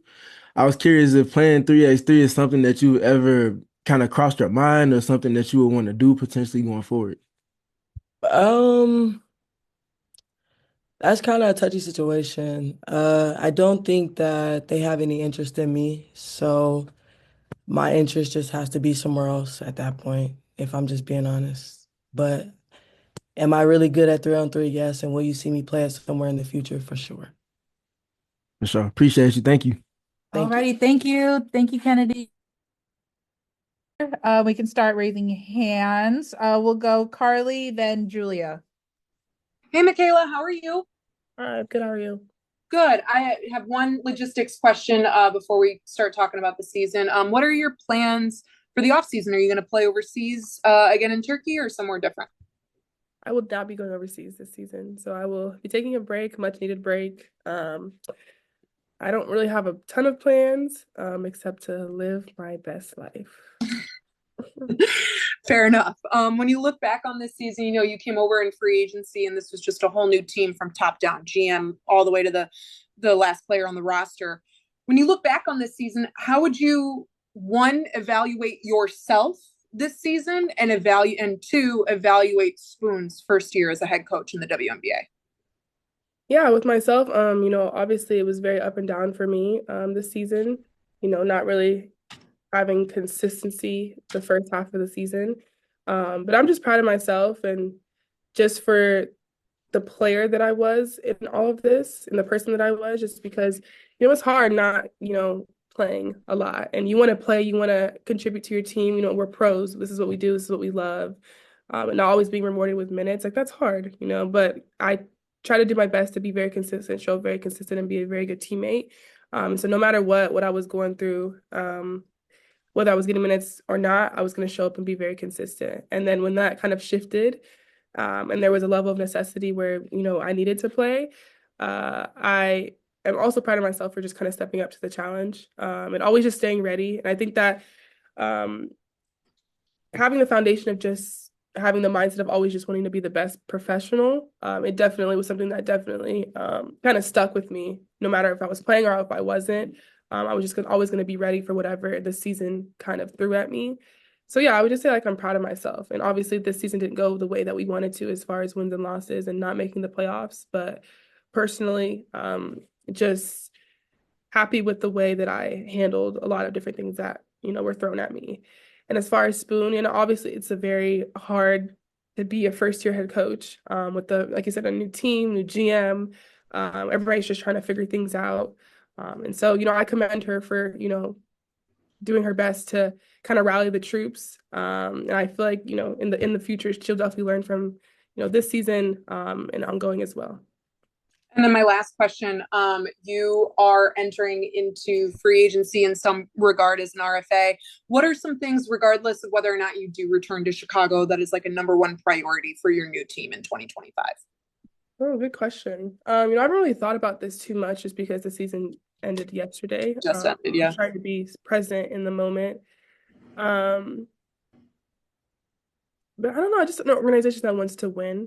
I think that, ultimately that's what we're here for. We're here to be the best possible players we can be, but also to win. I've never been, I've never really had that experience of, I've had great experiences over the year, but I've never really had that experience of having a winning record by the end of the season, in all the teams that I've been on. And so, yeah, just, the WNBA is hard to win in, but just an organization that, champions winning and wants to win is what I would say. Awesome. Thank you. And good luck in your off-season endeavors and living your best life. Thank you. Thanks. Julia, then Alyssa. Hey, Michaela, thanks for taking the time. As you kind of look toward this off-season period for the Sky after this year, what do you think are kind of the biggest areas of growth that this team needs to reach kind of what you said of having that winning environment? Hello. First I would say, it's hard when you have a lot of different people coming from a lot of different walks of life coming together, all playing together for the first time ever. So I think that can be hard, and I can give a little bit of grace there. That obviously when you come back for a second year, the chemistry, the experience is a lot better when you're able to come back for a second year. But I would just say off the top, just consistency. I think we lack that sometimes, throughout the years. There was times where we would show up and we'd look like an amazing team where we were moving the ball. We were, getting defensive stops, being disruptive on defense. And there was times where we showed up and it's like, who are we? Like, what is our identity? And so there was just times where, within a 40 game span, we don't have time. We don't have the margin of error to not be consistent because everybody is so good. And every single night, everybody is coming to win games. And so that lack of consistency at times, I think, definitely hindered us. And so I think that's something that, one thing of many things that can definitely be better for next season. Definitely. And then kind of building off the free agency conversation, you talked about how up and down the season was for you in terms of playing time role. Do you see Chicago as a place where you can see yourself fitting into their long-term plans?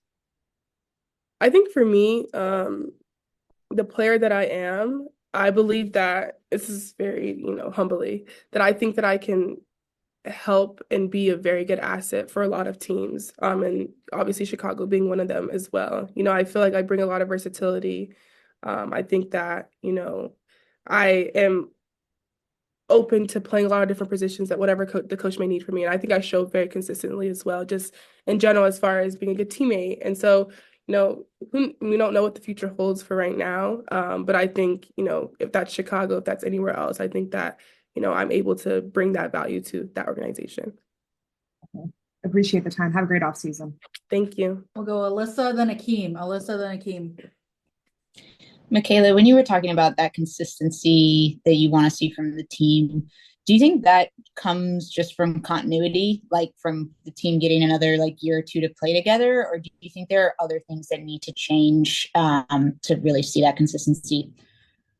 I think yes, it does come from just the continuity, just not really having a lot of time under our belt, but also within the season, there were so many different changes as well. There was a lot of things behind the scenes that happened and people missing games and different lineups. And so there was not a lot of times where we got to mesh, and there was new people coming within, Mariah and Rachel. So it was always ever changing, which as always happens, as professional athletes. So I definitely think the consistency came from that, but also just sometimes just the discipline that we had, from game to game as well. Is probably what I would attest it to as well. But yeah, I would say that the combination of the two is probably why that was. And then for you, I think you led the team in 3-point percentage. Maybe Rachel was a little higher. And I think oftentimes post game, when you talk about your 3-point shooting, you're kind of yeah, I was just open. And so I took it. And I was just curious if you feel like you're starting to identify more as a 3-point shooter, having that be a core thing to you. I've been trying to work on my threes for very long. I feel like, coming into this league, I was challenged just because when I was in college, I just played a specific way, and then I was asked to play a different way when I was drafted a little bit. And so it kind of forced me to, be uncomfortable a little bit, kind of step outside of my comfort zone. And that included shooting threes. And so it's been something that has been a long time coming. And really, there's no secret to it. Really, it is just putting in the reps. When you're doing reps, making them pressured reps where it's okay, I have to get to this number, I have to start over, or whatever it may be, just giving yourself an incentive to hit shots. And then I think that translates to the game so well. And so, yeah, I think hopefully I can be deemed a 3-point shooter. But if not, I'll just keep working. Thanks, Alyssa. We'll go to Akeem. And then last one really quick. I'm curious if you, never mind. No, go ahead. Go ahead. I You're fine, thought you were frozen. You're good. Oh, okay. Sorry. Last one. I was wondering, Michaela, if you have ever considered setting an explicit goal to make the All-Star team. I haven't. I think for me, sometimes I don't find myself setting goals just because I don't know. I don't know why. I feel like I've always been like that, where I don't necessarily set goals. I think that if you show up every day consistently, if you show up and be the best version of yourself, those things will come. And I'm a very firm believer in that. And so I'm not saying goal setting is negative. I think it's very good to be able to look towards a goal. But for me, that's not personally how I do things. So yeah, it hasn't been a goal. That would be amazing. I would love to, because I've been to so many All-Stars as a guest. So I would love to. That would be cool if it was definitely in the cards. Awesome. Thank you. Akeem. Akeem Banlin with Beyond the W. How's it going? Hi, I'm good. How are you? I'm good as well. I'm just trying to be good as always. I was listening to Dana and Izzy a little bit earlier, and they were talking a lot about just how much of a mental grind this season was as well, in addition to just the game by game stuff. Unfortunately, a lot of the discourse around the WNBA has been a bit more toxic than usual. What do you feel like, the off-season conversation needs to happen within the W to make sure that is something that is left in 2024 and doesn't make its way into 25 in the future? With the new fans, obviously with just the new eyes that we have, I'm very grateful. I feel like women's basketball has come a long way.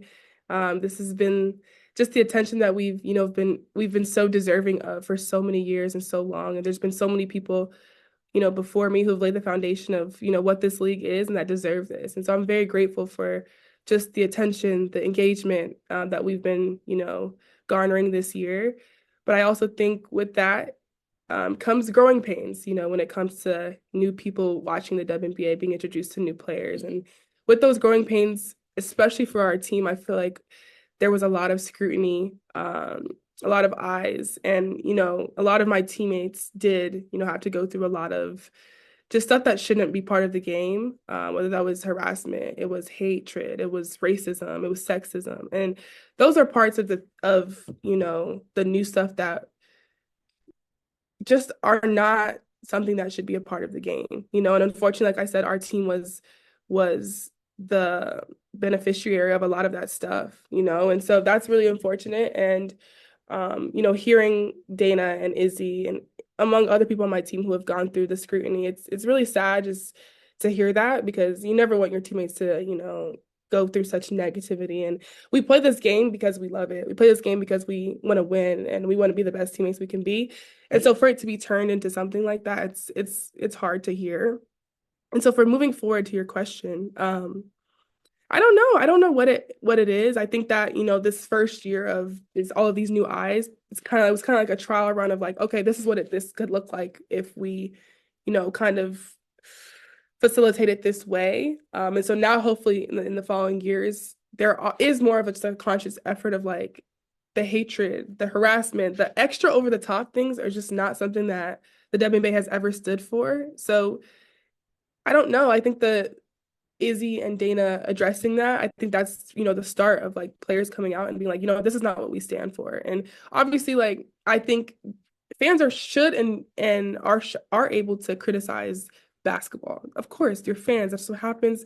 It is what it is. Like, of course, like if I had a bad game and I shot 2 for 10 like I did yesterday, okay, I shot horribly. And that's a fact. And that's what it is. But when it becomes personal, when it becomes just so uncalled for, that's when things get a little bit sticky. It's like if you wouldn't say this to somebody's face, don't say it on the internet either. And if people would take that mantra and really ride with that, I feel like that would keep the game what it is, but also it would welcome the new fans in such an amazing way that women's basketball would be seen in the way that we've all been seeing it in the first place.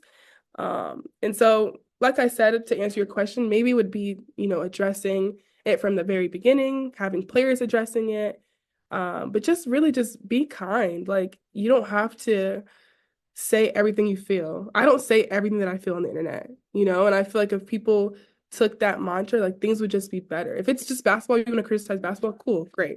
It is what it is, but the other stuff I think is definitely something that should not be a part of the game. Last couple will go Andy, Jordan. Andy. Hey, Michaela, how's it going? Hi, I'm good. How are you? Good. Thanks for asking. I know this was mentioned earlier, but this by and large was your best year from behind the arc. Big step forward in terms of efficiency there. And I know that's been something you've been trying to work on. When you think about the off-season work and what you want to do pushing into the future, wherever that future may be, is there a specific aspect of your game that you really want to be working on that is a point of concern for you? Or is it more about that consistency you mentioned before? If I had to pinpoint maybe one thing, I feel like this year exposed for me, and maybe a little bit of last year as well, where I was placed in a position where I had to be a guard. And that's not something that I really have had to do like solely for so long until this year. And so, I've told my teammates that were guards, like, this stuff is hard, like getting over ball screens, using ball screens, making reads. Like, it's very, very hard. And it's very different if you come from something like me where I was kind of like a stretch four, so it was like I go from being a ball handler, I go from setting screens to like coming off of screens. And so that's a very, very different. It kind of requires a different part of just awareness of the game. And so I would just say overall, just honing in on my perimeter skills. I want to be more comfortable coming off of ball screens, be more comfortable in my ball handling, making better reads, being a better playmaker. And like I think that all encompasses being a good guard in this league. But yeah, that's what I would say. Just overall, just becoming a better guard for this league. And obviously, like I said before, I pride myself on being versatile. So just because I can do those things doesn't mean I can't, post up and do all these other things and be a stretch four. But just kind of like adding to my game in that way, I think is what the next step is moving forward. Awesome. Thank you so much. No problem. We'll end with Jordan. Hey, Michaela, how are you doing today? Hi, I'm good. How are you? I'm doing all right. So just a quick one. So obviously you started off on the bench, and then after the Marina Mabrey trade, we saw you get inserted to the starting lineup. So I guess just talk about once you got put into the lineup, what was one part of your game that you vowed to improve on to instill that trust in Teaspoon to stay in the starting lineup? Um, can you repeat the last part of your question, please? I'm gonna reword it because it sounded funny. So obviously you were inserted into the starting lineup after the trade. So I guess just talk about what was one part of your game that you made sure to consistently improve on throughout the remainder of the season, post-Olympic break. Okay. I would definitely say three-point shooting. I know that was a topic of conversation for our team just because, with Marina leaving, she took a lot of threes. She made a lot of threes for our team. Our three-point volume came a lot from her. And so like when that happened and I was able to be inserted in the starting lineup, that was probably one thing that I kind of focused on. But overall, just her leaving kind of just changed the dynamic of our team because she was a big part of our team. And so there was a lot of roles and stuff I had to fill in order to kind of supplement. But there was never really a time, I've said this before as well, where just because I was on the bench, there was never a lack of confidence for me. And so, every single day I was working on a multitude of different things. Like I said, I didn't know I was going to play 0 minutes. I didn't know if I was going to play 30 minutes, but every day just try to show up consistent and be the best pro that I could be. Thank you. Thank you, Michaela. Thank you. We'll have Rachel next. I'm doing all right. So I guess just my first question is obviously you started the season off with Connecticut, then you got traded mid-season to Chicago. So I guess just talk about, for the Chicago part of it all, what was it like just developing that chemistry with your new teammates and Coach Teaspoon? Yeah, it was actually really smooth. I was like super nervous about it. I mean, I'm a relationship person, so I wasn't worried about like making friends and all that, but just like the transition into like a new team in general was like really scary. And I was like, and I'm old, so I was like, I just haven't experienced anything like that. So, um, it was actually really smooth. And Spoon was really cool. We had like good conversations right off the jump of like her expectations, which is really helpful as a player because you just kind of want to know like what the deal is and what she wants from me. And the girls were great. It was really easy, and I'm really grateful that it was that smooth. All right. And then my final question is, do you have any plans for the off season as far as playing basketball overseas or just relaxing? As of right now, I'm gonna sit in a dark room for like 24 hours straight. No, but I mean, maybe, but I'm gonna take some time off and just chill. I haven't really had a chance to. I've been going from like coaching to playing like nonstop. I haven't gone on vacation in years, so I'm gonna relax, see family, see friends, and then I'm thinking about possibly going overseas second half, maybe do AU. I don't know. I'm gonna just let things fall into place the way that they're going to, but I'm gonna make that decision closer to the holidays. Well, whatever you do, have a good off season. Thank you. We'll go Carly, then Alyssa. Sorry. Hey Rachel, how are you? Good, how are you? I'm doing good. You kind of spoke on it, you coming in the second half of the season with a trade and everything, but with your limited time that you had in Chicago, how would you evaluate Spoon's first season as a head coach in the WNBA? Um, Honestly, like I admire the how much she was able to deal with the adversity of this season. Just from when I got here, I don't know anything prior to, but when I got here, it was just I feel like everything that could happen happened. Like what, three starters went out. There was a lot of sickness, a lot of injuries. I mean, there's a lot even more behind the scenes that people don't even know about. So I know that's difficult. I can't even imagine like having to try to navigate that. And we had what, eight healthy bodies yesterday or like the last two games with two post players. I don't know. It was crazy. I've never actually experienced that in my career. So I really admire how she dealt with it and how her staff dealt with it. They handled it super, super well. And we were just like, well, let's just go ball and do our best. So um I'm really thankful for how she handled those situations. And then, you're one of the few people currently that are going to be returning next year on contract. From what you just saw in the second half of the season, what are some things that you believe that this team can improve on heading into 2025? Yeah.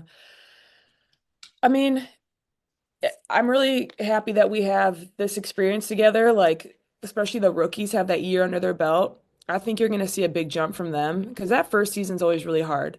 I think personally, defense is going to have to take another step, another level. I think rebounding was probably the highlight of this season when you have two monsters inside. Um, so that part we're gonna just continue to do. But I think defense is gonna be big. Like you see, a lot of the teams at the top of the league are the teams that are defending, and being disruptive. And I think we just have to do a better job of doing that consistently and just taking it to another level. And I think consistency is gonna be a big word for us next year of like doing everything consistent. Because I feel like a lot of times after games we were like, wow, we shot really well. In the next game, we shot 20%. And it's like there was never this consistency from us. Um, so I think that's going to have to be really big. It's just like everything in general has to just be more consistent. Yeah, that's kind of been a theme from all of the girls earlier is just that was the one thing that this team lacked was consistency. Heading into what could be a whole brand new team again next year, how do you find that consistency with players changing in and out on rosters all the time? Yeah, I mean, for me, like I think it's going to start in training camp. I'm really happy that I'll be able to come in during training camp this year and establish that really early. That's something that I think I could really bring as a vet is just to be able to set the standard from day one. And I know a lot of us that won't be overseas right away are going to work out together this off season. And that's another really great way to like start that consistency together and get to know each other and gain that trust and that respect of each other. So I think just being able to do that from before season, but even just coming into training camp, like I'm gonna come in and there's gonna be standards set and we're gonna follow them and I'm gonna be a big voice in that. I know Mo's gonna be Alan and the other returners. So I'm like actually really excited, even though we have like a full 6, 7, 8 months, whatever it is. But I'm really looking forward to actually coming in early because I know what it needs to look like from the jump, and I'm really excited to help with that. Then just kind of a follow up. You said you're going to be working out with some players that aren't going overseas. Which players are you going to be working out with this season, if you care to share? Yeah, E will be around. Mo, Angel will be around before she does her Unrivaled. And I feel like I'm forgetting somebody. I'm trying to look at this picture over here. Yeah, I think maybe that is it. Yeah, I think that's it. Very nice. Awesome. Well, and whatever you do, good luck this off season. Thank you. Thank you. So Alyssa, then Julia. Rachel, if Jeff asked you how, like, for your suggestions on how he could improve the roster, like from a free agency and draft perspective, what would you advise him? I'd probably say, I'm trying to think like kind of what our roster looks like. I think like the conversation's always been around like more shooting, so maybe just like more shooters. I mean, you got me, but we can always add more. And then personally, I'm such a culture kid, and I think it is so key to a team. So I think just bringing in like really great people who know exactly what needs to be done, in like again, being able to get to that standard and doing it consistently. And there's certain people who are like that. So I think going to find those kind of players. And then you probably know that Izzy and Dana yesterday were talking about like negativity on social media that they've gone through. And my guess is it'll spark like a wider conversation around the league just with people dealing with this. And I just wanted to ask you like what your experience has been on social media this season and if you felt like you wanted to like limit it at all or just, how it was for you. Yeah. It wasn't as bad for me, but I also avoid social media like a lot. I barely ever went on Twitter. And if I ever saw anything, I blocked it as the second I saw it. Just to protect my own peace. But that's like easier said than done because a lot of the time, like we need to be on social media as part of our brand. Um, I'm I don't know. It's so hard because it comes with like the landscape of this. Like our job is so public, so everyone thinks they like get to like have an opinion on your life. Um, it's really unfortunate, but I do realize it's kind of part of like the growing of the game, but I just don't understand like any of like the hate and the racism and all the other stuff that comes along with it. Like I just could never grasp that. I can't imagine ever going on social media and saying that about anybody. Um, but yeah, I don't know. It's so hard because I know it's gonna come with like the growing of the game and people are watching us more. But I feel for people who are just being attacked constantly, just trying to do their job. You know what we should do? We should like have a day where like we go into other people's jobs and we go watch them like and watch them do their spreadsheet and be like, that's wrong, you know, and like just roast them just one day. Um, yeah, just like real quick. I don't know, but I do realize it's part of a public job and other jobs deal with this too. So it sucks. It really does.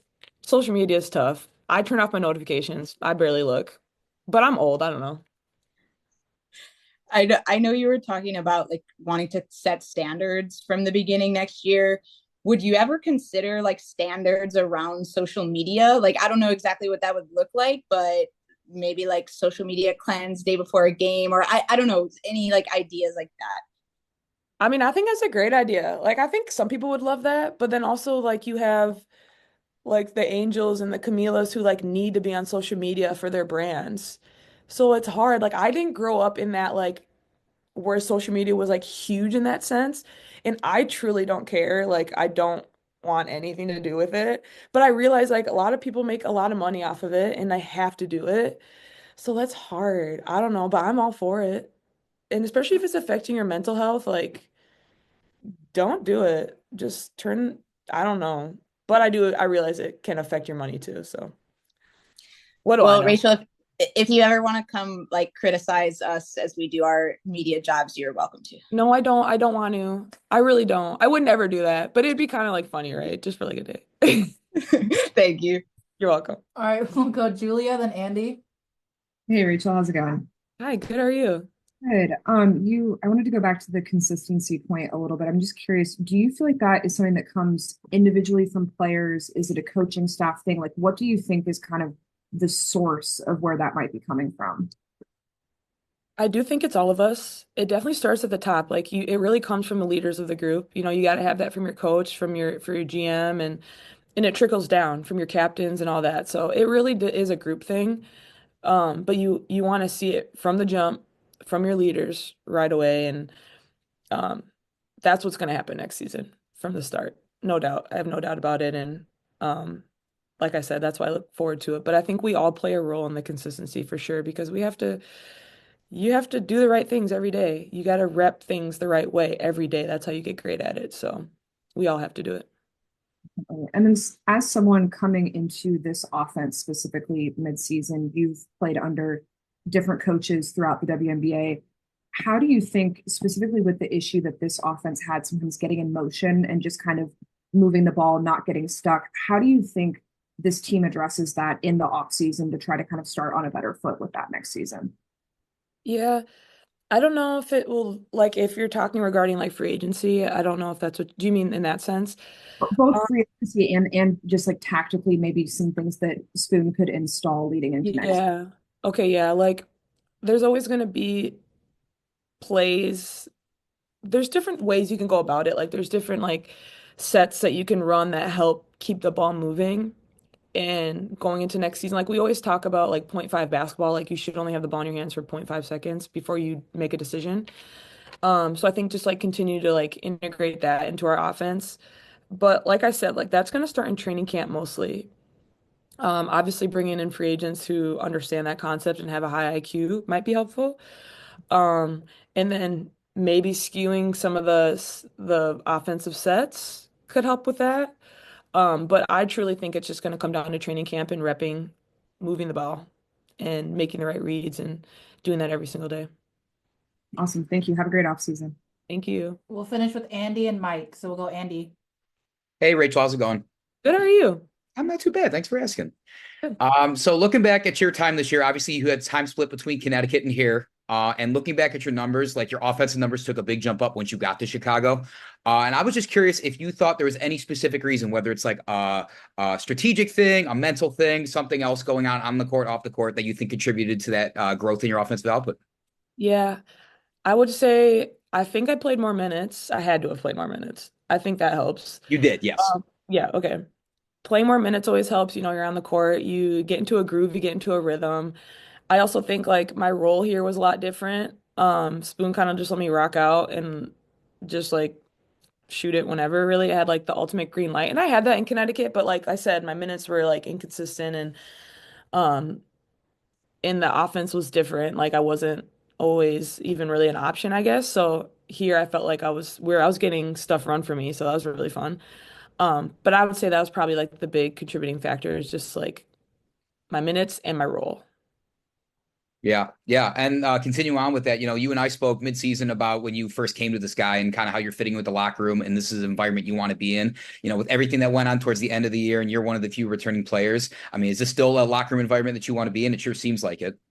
Yeah, yeah, absolutely. I mean, I had a blast. I really enjoyed everybody. Like the locker room was fun and it wasn't like that wasn't like a huge issue for us or anything because you've everybody's been in locker rooms that aren't great and that wasn't an issue for us. So I look forward to it. I look forward to the people who are coming back. I'm excited to see who else is going to join us and yeah, I mean it's gonna be fun. And no matter what, it's always gonna be goofy and weird in there. So I look forward to it. Can't That wait. sounded not weird. I knew Not what you weird.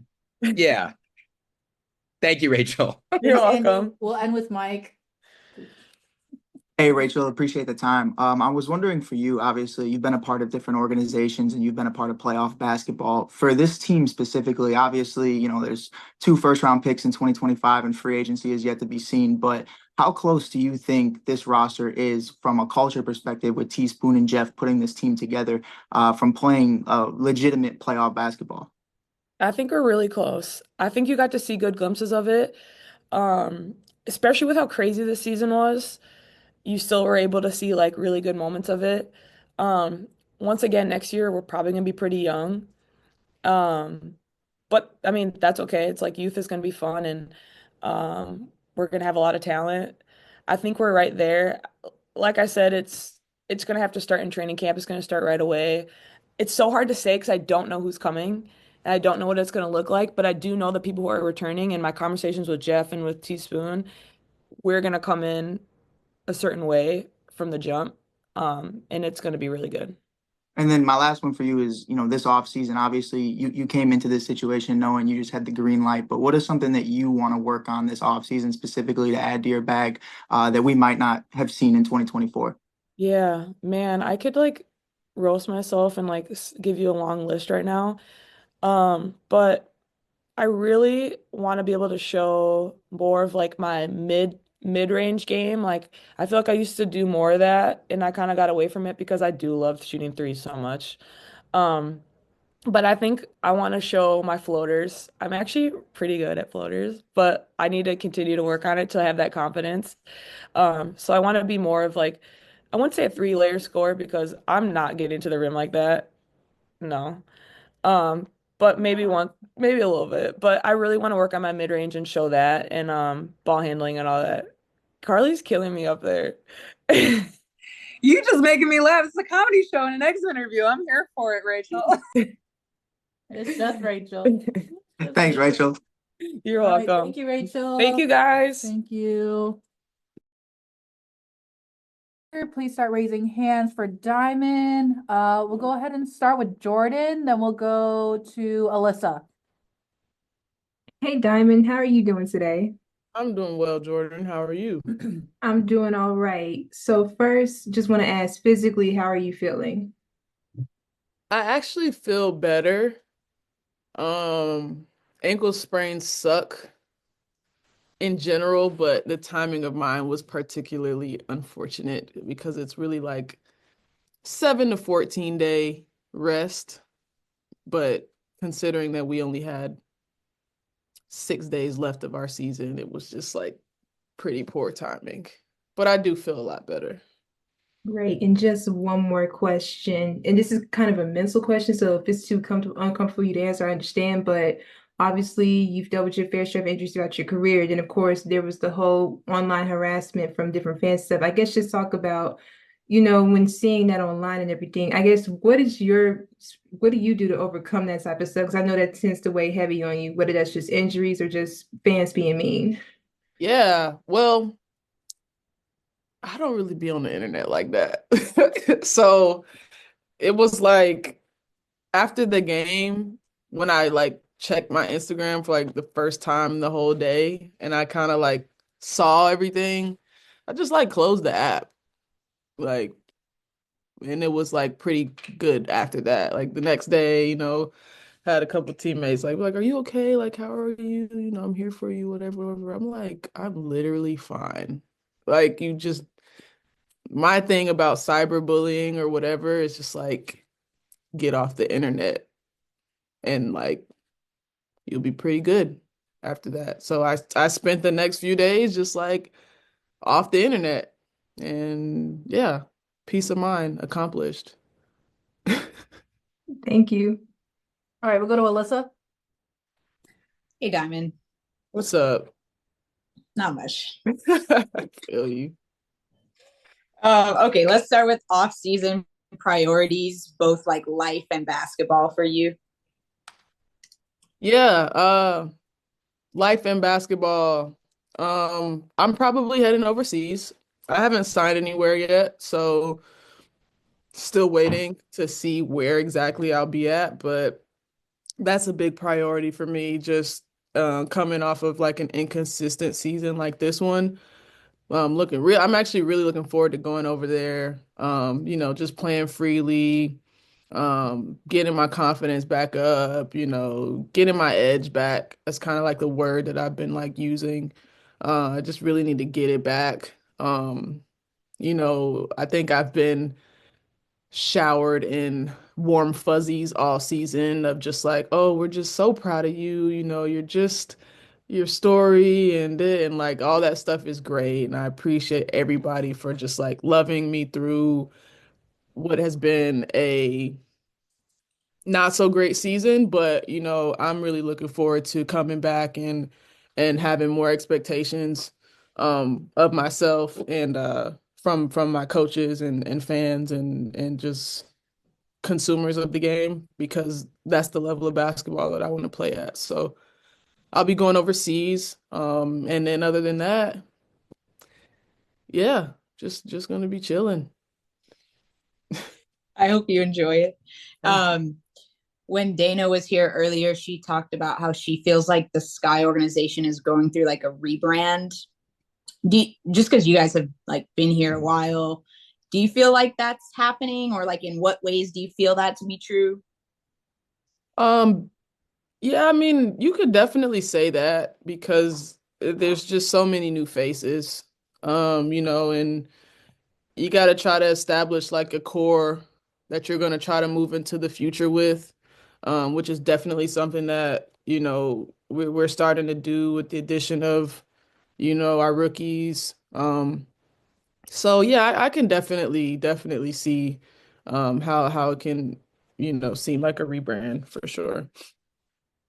And then last one for me on the last home game of this season, I talked to a couple courtside like season ticket holders who have kind of sat in those seats for a long time, like since 2021, and they were just like really sad because they can't afford it anymore.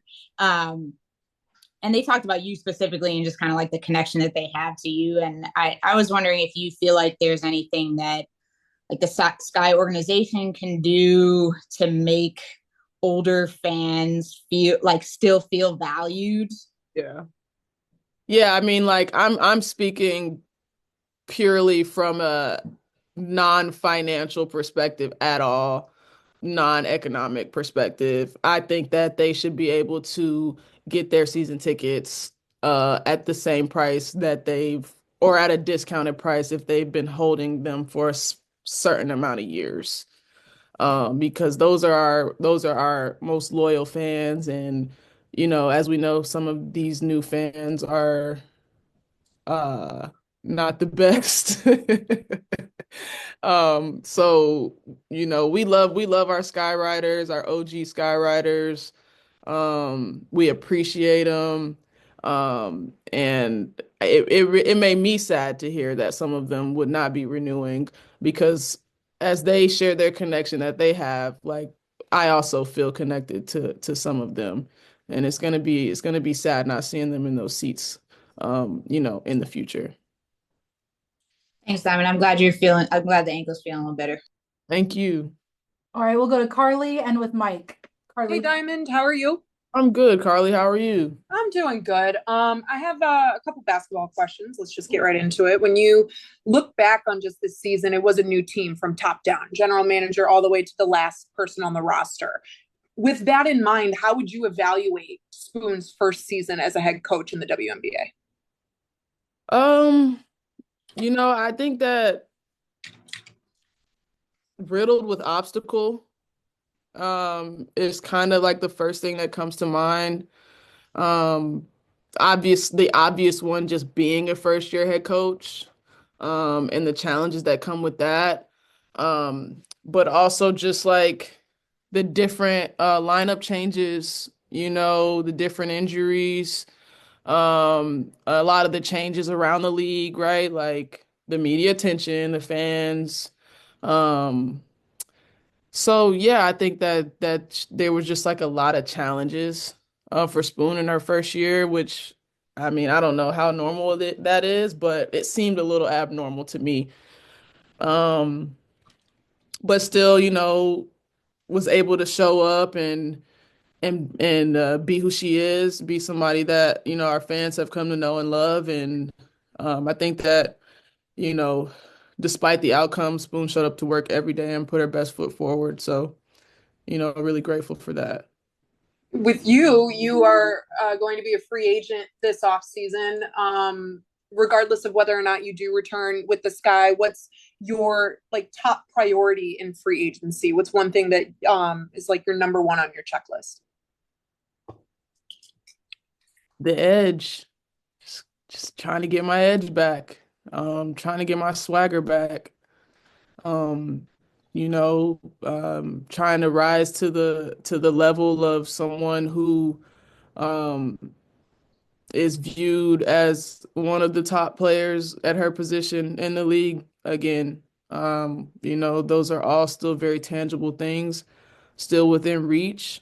I just had to just go out and get them. So that's the wherever I end up at, that's the biggest thing that I'm looking forward to. And then my last question, the theme that we've just heard from all of the girls today has been consistency. That was just the one thing that this team lacked, was just trying to remain consistent. How can you, especially as a veteran, how do you try and maintain consistency, especially when you're kind of having, as some players have said, anything and everything that can happen to you happen to you? How do you find and maintain consistency through a season? I think the way that you find it is just by being a pro. You hear people say that all the time, but like, um, it's not something that inherently just happens. You personally, I just came in every day and did what I was supposed to do. Made sure I was lifting consistently, made sure I was working out consistently, made sure I was watching film consistently, and just upholding the label of a pro, as consistently as possible. So I think that that's how you find it and uphold it. It's just coming in every day and being consistent. It's not like this like thing that's like slipping through everybody's fingers that you can't grab.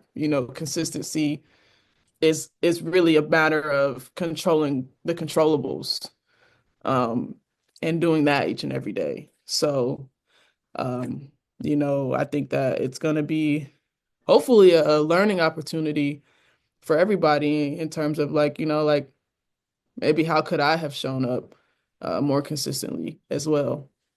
And then I'm sorry, I have one last one for you. I asked you to evaluate Spoon. How would you evaluate yourself this season? Regardless of the injuries, regardless of everything that kind of happened, with this being your first year back after 2 years of not playing, how would you evaluate yourself in your first year back?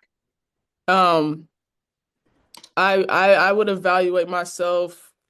I mean, I'm always going to be probably a little bit more critical, just from a performance standpoint. Right. But, despite the way the numbers, I'm proud of myself, honestly. I'm proud of the ways that I showed up every day. I'm proud of the ways that I know my teammates and staff and everybody here um, has received me and experienced me. I think I've had really positive experiences here with the organization, as I always do. And yeah, I'm happy to have made it through a full season. You know, obviously the ankle injury happened, but like I I I'm happy, with the outcome, even though it wasn't the best. No, understandable. And that's all I have, Diamond. And then good luck in wherever you do go overseas this offseason. Thank you. Last question, we'll go to Mike. Hey, Diamond, appreciate the time. During media day, we kind of spoke about just being graceful and just being blessed for the opportunity to be able to play again. And that's kind of how what the off season was like for you, was just trying to get your feet back under you. This off season, now obviously being relatively healthy in the majority of the season, what are you looking forward to adding to your bag or just working on for 2025? Yeah, I mean, I'm still hunting for uh just being more of a perimeter threat. Just knocking down that three ball more consistently. I know that that's going to be a huge component of opening up the rest of my game. And that's something that I've been pursuing, for a while now. It's been hard with some of the injuries that I've had and having to rehab in the off season instead of like being in the gym. So, that's really a big one. Continuing to just get stronger, make sure I'm coming in the best shape that I can. Um, and just increasing just like my IQ, being more cerebral when I'm out there, um, so that I can help kind of guide my teammates as I move into this era, this veteran era. There's always going to be younger players who need help and guidance, and I just want to be, a source for them in that regard. And then the last one I had for you, obviously, to kind of piggyback off the veteran leadership, you've been a part of playoff contending basketball before, winning a championship here in 21. How close would you say this current constructed roster was to being a legitimate playoff team, whether that's through Teaspoon's culture that she brought into the organization to the development of obviously the young rookies? Yeah, we got a lot of work to do. Um, I don't think that I don't even think that we scratched the surface. Um, with all due respect to all parties involved, like we learned a lot from this season about what not to do, what to do, what worked, what didn't work. But we got a lot of work to do. And again, as someone who's done it, who's been there, I just only look forward to being a resource, and a source to help climb that Thank, ladder yet again. Thanks, Diamond. Best of luck to you. For sure. Appreciate it. Thanks, Diamond. Thank you. We have Elizabeth here. Go ahead and start raising hands. Julia, then Jordan. Elizabeth, how you doing? Pretty good. How are you? Good. First off, congratulations on the extension. Can you just kind of walk us through what the conversations were like and what kind of was the selling factor for you in coming back for next year? Yeah, I mean, I think my statement was like pretty accurate because feeling valued was a big part of it, coming off of an injury, heading into year 11.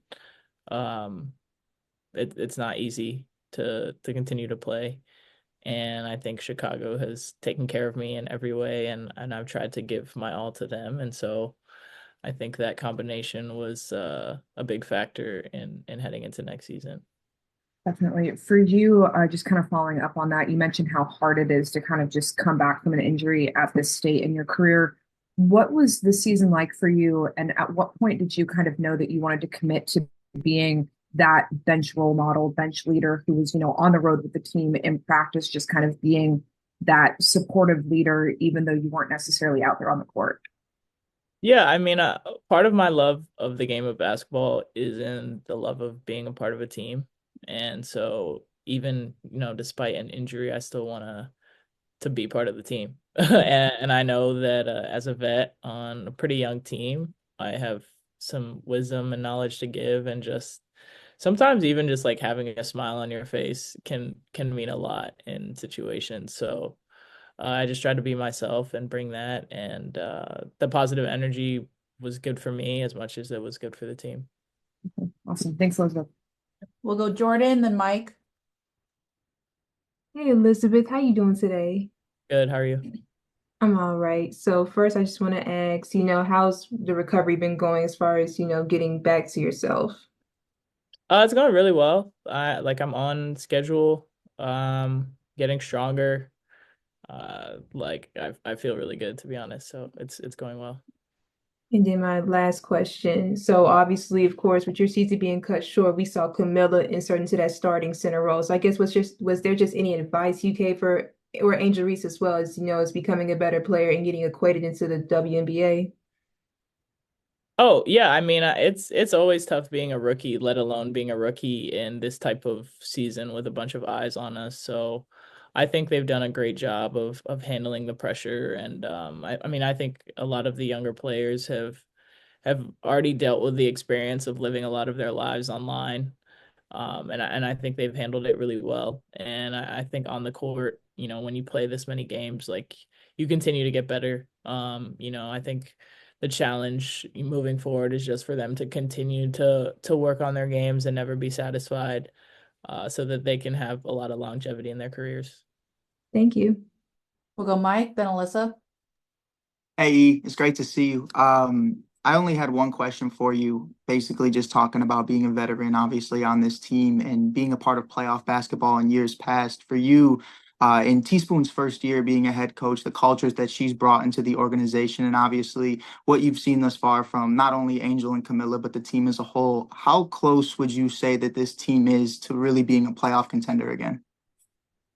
I mean, I think we should have been in the playoffs this year. I think, post break, we had a couple games that didn't swing our way. And in this league, that can make or break your season. So I mean, I don't think that we're that far off. I think it's just a matter of a couple adjustments and a little more discipline, and at the end of the day, experience is valuable too. And so them having a season under their belt, I think, will help us moving forward.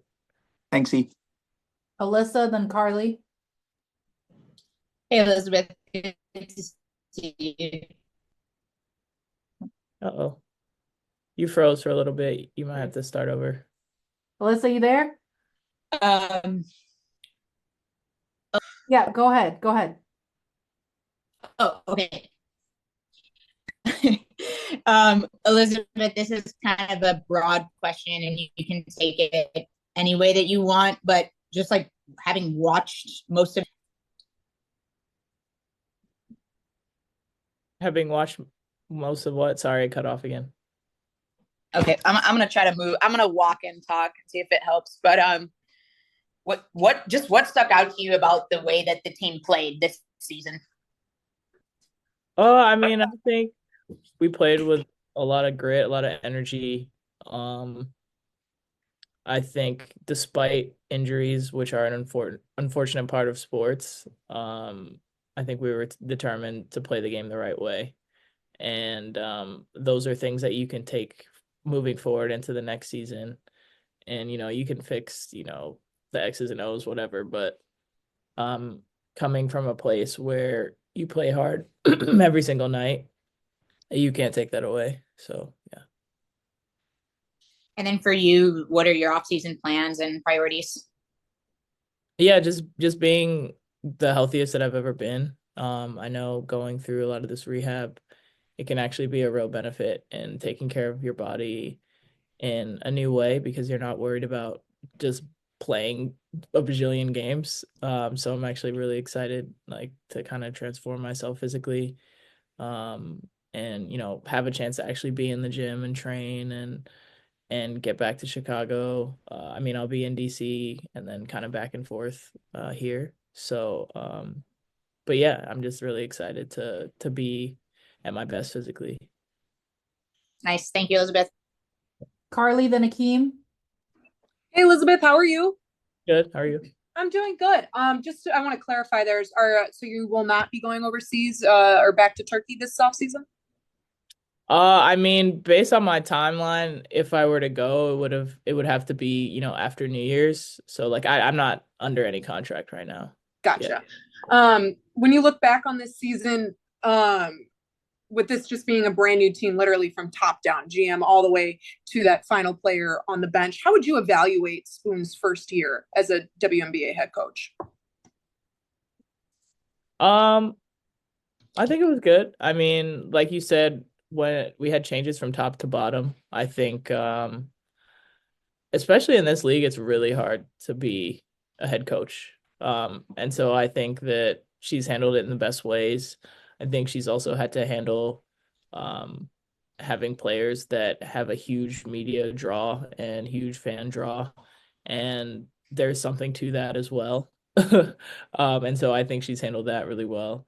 But yeah, I mean, I think for having a really young team and for being a first year head coach, like she was solid. And then when you look forward to next season, you are one of just a few of you guys returning on contract next year. When you look at what you want to change differently for 2025, it seems like just the theme from everybody else today has been consistency, trying to find consistency. How do you bring consistency to the 2025 team through either on-court experience, veteran leadership? How do you bring consistency to what could end up being another brand new team next year? Yeah, I mean, I think it starts with, practice. It starts with the little things, with staying disciplined, with how you approach every single day. And, like you said, it probably will look different just contractually, just the way the contracts are set up. And so that does create an opportunity to establish really good habits. And so, I think everyone that signs a contract here will take advantage of that and foster, a culture where we, are working our way to a championship.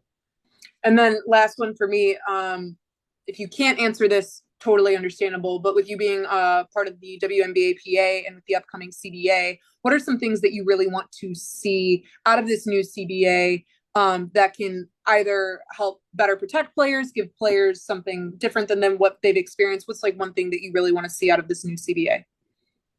I mean, I can't really share like the specific stuff. Right, yeah, but I like think, whatever you can share. But I think in general, like just the enhancement of the player experience and, compensation are probably the top things that people think about, just in general. And so, that's really probably what the conversations are going to look like moving forward.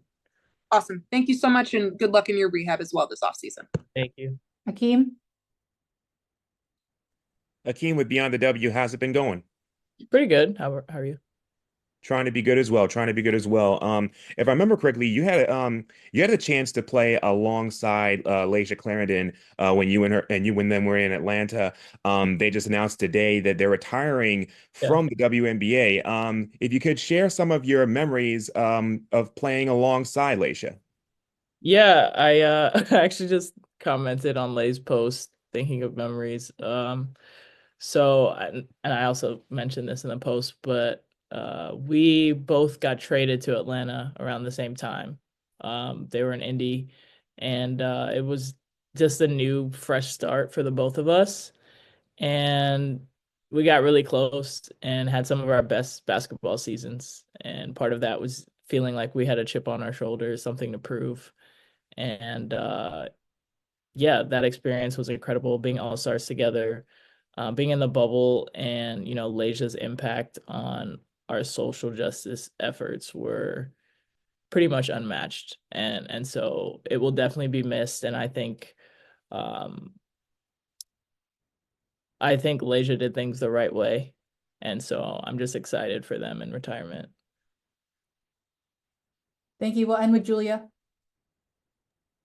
Elizabeth, Rachel mentioned that some of y'all that are staying in Chicago or just in the States in general are planning on doing some off-season workouts. Just kind of what have those early conversations been like, and why do you feel like that is important for maybe setting the tone next season? Yeah, I think it's like what you said, it sets a tone, just allows us to get a feel for playing with each other, for things that we look for, what we like to see, where we want the ball. It doesn't have to be anything crazy, but just anytime you can build chemistry, it matters. And I think as the league is shifting, and I think as you see, people going overseas less, you'll see things like this. I mean, it's very common in the NBA for people to do this. And so as we're kind of transforming our league, and people are staying stateside, it creates a lot of advantages. And I think if you look at past championship teams, a lot of those players have the opportunity to work out with each other in the off season. And so, we want to do the same things.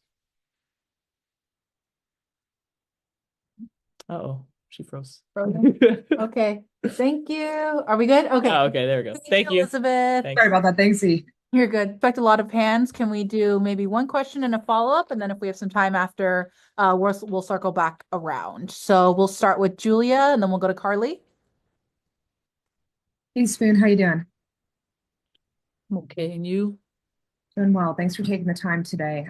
Just kind of wanted to start big picture. What do you feel? I know it's just a day, but what do you kind of feel like has been your biggest takeaway from this first season as a head coach? Well, like I've said from many times this entire season is, one thing that I'm super proud of with this team is how competitive they are and how hard they continue to play each and every night. That was a big piece. No matter what we went through, no matter the injuries, the sicknesses, everybody stepped between those four lines and they played hard. They gave everything that they have. You can't help but to be proud of your team leaving it all out there no matter what. Competing at a very high level is always huge to watch, beautiful to watch. And a lot of people, when you're going through a lot of things, just kind of throw the towel in. But that's not something this team did. We played hard all the time. Then just a quick follow-up. We've been asking players kind of what their biggest, focuses are to improve within themselves in the off season. For you as a coach, what is one thing that you hope to improve going into year two? I'm gonna go improve on everything. I'm not focusing on one thing. I'm focusing in on a lot of things, whether it starts from practice to the games to shoot around. I want to focus in on every single thing, even player development. I want to take a look at every single thing that plays a huge part in the success. So that's going to be big for me the entire time during this off season is to put the computer in front of me and begin to watch. Watch practices again, watch shoot arounds, watch the games. It's going to be big for me to make sure that I find ways to be better as a coach, to make sure that I'm doing the right thing, to make sure that they're able to play the game the way we want to play the game, how fast we want to play the game, how aggressive we want to play the game. But there's ways you do that as well with the practices and stuff that you have. Definitely. Thank you. Appreciate your time all season. Absolutely. We'll go Carly, then Mike. Carly. Hey, Spoon, how are you? I'm great. How about you? I'm doing great. I have one question. I have a couple questions, but the first question is kind of on why was it so important to sign Elizabeth Williams to a contract extension and come back for next season? She only played 9 games, but you said all season she was a leader on the bench. How important and how impactful, and why was it so important to have her back for 2025? Will was playing extremely well. She was playing great basketball before her injury occurred. She was a huge piece of our success as we were moving into 9 games, I believe it was. She was playing extremely well. And like you said, it's the voice, it's her leadership, it's her way of working. She's an example for everyone to follow because of how she works, the expectations she has of our bigs that we do have, and she can be the leader for them to understand how you work, how you get better, how you defend those players that have played in this league for numerous years. She's a huge piece to help them understand how to be successful in this league. And then with your background in both you and Jeff's background in player development, and you bring in the 2 rookies and Angel and Kamilla, how would you assess their development from day 1 of training camp to the final game that they were able to play? Well, playing against the competition that they played against, of course they developed. They developed in many ways, especially on the defensive side of the ball, and then trying to find their way offensively. What is my primary move? What is my go-to move? What is my counter when that is cut off? So they were learning all those things, and there's a lot of growth in that, a lot of growth that happened in this season. But your off season is a way that you can add to the game to stretch their game to make them a little more successful in the painted area, a little more successful in the dunker area, the elbow area, the free throw line area. You want to make them a little more successful because now in the off season is a time that you have to be able to do it. But coming from college straight into the professional level, it takes time to kind of change that and help that. But the time that they had an opportunity to play against the players that they played against, there was growth in just the competition itself. Thank you so much, and thank you for your time all season, Spoon. Thank you. I appreciate you. We'll Thank go you. Mike, then Zachary. Mike. Hey, Coach, appreciate you and your time. Thank you. I was wondering for you, obviously, Julia kind of talked about it a little bit, but you've spent so much time in this league as a player and so many off seasons trying to add things to your repertoire or to your bag. This time as a coach, what does that off season really entail? Because obviously you already have a great coaching staff with Ty Young, David, and everybody around. But really just kind of honing in, like you said, watching film, looking at overseas players, maybe potentially in free agency that you might want to bring in. So for you, kind of how excited are you to kind of engulf on this off season now that you've had a full season to be here? And what does that look like? Well, I've started already. I'm not one to wait for next week or 2 weeks and 3 weeks. I've started already. I have things in place where I'll be with camps and coaches camps and people that I trust and believe in to have my sit downs with. That's going to be huge for me. It's huge for me to be able to hear what they do, see what they do, how they do it, and how it's all structured. It's important for me to just kind of grow in that way. But of course, I've started already. I'm not. I don't procrastinate in any way. I go get it done early. I see what it is I need to do. I get after it as early as possible. I don't wait till the last minute. Thanks for everything, Spoon. I appreciate you. Thank you so much for being here. Zachary. Hey Spoon, how you doing? I'm great. How about yourself? Doing pretty good, can't complain. You talked about what you intend to do during the off season to improve as a coach. I'm curious to know, what did you say to the players in terms of what you want them to do during the off season? Well, I'm pretty private when it comes to things like that. I leave my conversation with my players. They have their little booklet of what they need to do, what we see, and we had a conversation about it today, and I think they're on board with that. I know those are the little things that we put in place for them. So I think that it's something they got to be able to see, put your eyes on what we're asking, and then going and getting it done. It'll better you as you progress during the off season to bring to season. Mm-hmm. And then just one other question I got for you, Spoon, is going off on what Mike was saying a little bit. Given your status in this league, from where you were as a player to where you are now, and you're seeing such the rapid growth and popularity of the league, especially with players like Angel and Kamilla, what does it mean for you to be in this position to be a coach of two of the most high-profile players in the league and to see the league grow in popularity as it is now? It's always great to be a part of something like this. It's always great to be a part of anything when you're talking about the W, and I say that respectfully. It's just a great thing to be a part of, but when you're part of two young people who's growing in this game and you know that they're going to be great at what they do, it's huge. But like we were talking, it's about, also studying those things as well of how it can make it better for them as they continue to grow in this league. That's the most important piece for me as their coach, is not to be happy just to coach them and see their greatness, but how do I pull that greatness out all the time? So it's a lot that has to come from me as well as I'm working, as I'm getting better, to make sure I step in to help them to be better.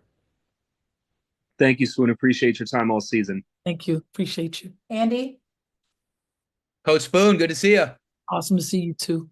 Well, thank you so much. Yeah, getting right into it. We're looking at this past season, the sheer amount of roster turnover, injury things that went on. I mean, we can talk about it as much as we want, but I guess the big thing is you as a first year coach. It's obviously not that conducive to have all that happen in your first year at the helm. What sort of lessons and coaching philosophy do you kind of take from that experience, and how do you kind of apply that going forward? Well, it's not something that you normally see, but in basketball, these things happen. Injuries do occur. So, the thing that I like the most is, even though these injuries occurred, on our team that our players stepped up.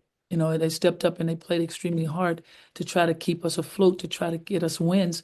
And that was the most important thing. But it's not an easy thing to have to go through when you lose. You look over there on the bench and you're seeing Kennedy there, you're seeing Angel there, you're seeing Kamilla there, you're seeing Diamond there, you're seeing E. Will there. That's our team right there. So there's a lot that's missing for us to have that sustained energy on the floor, for that energy to remain at a very high level against elite basketball teams. But you learn a major lesson about yourself. You learn how strong you really can be in through adverse moments.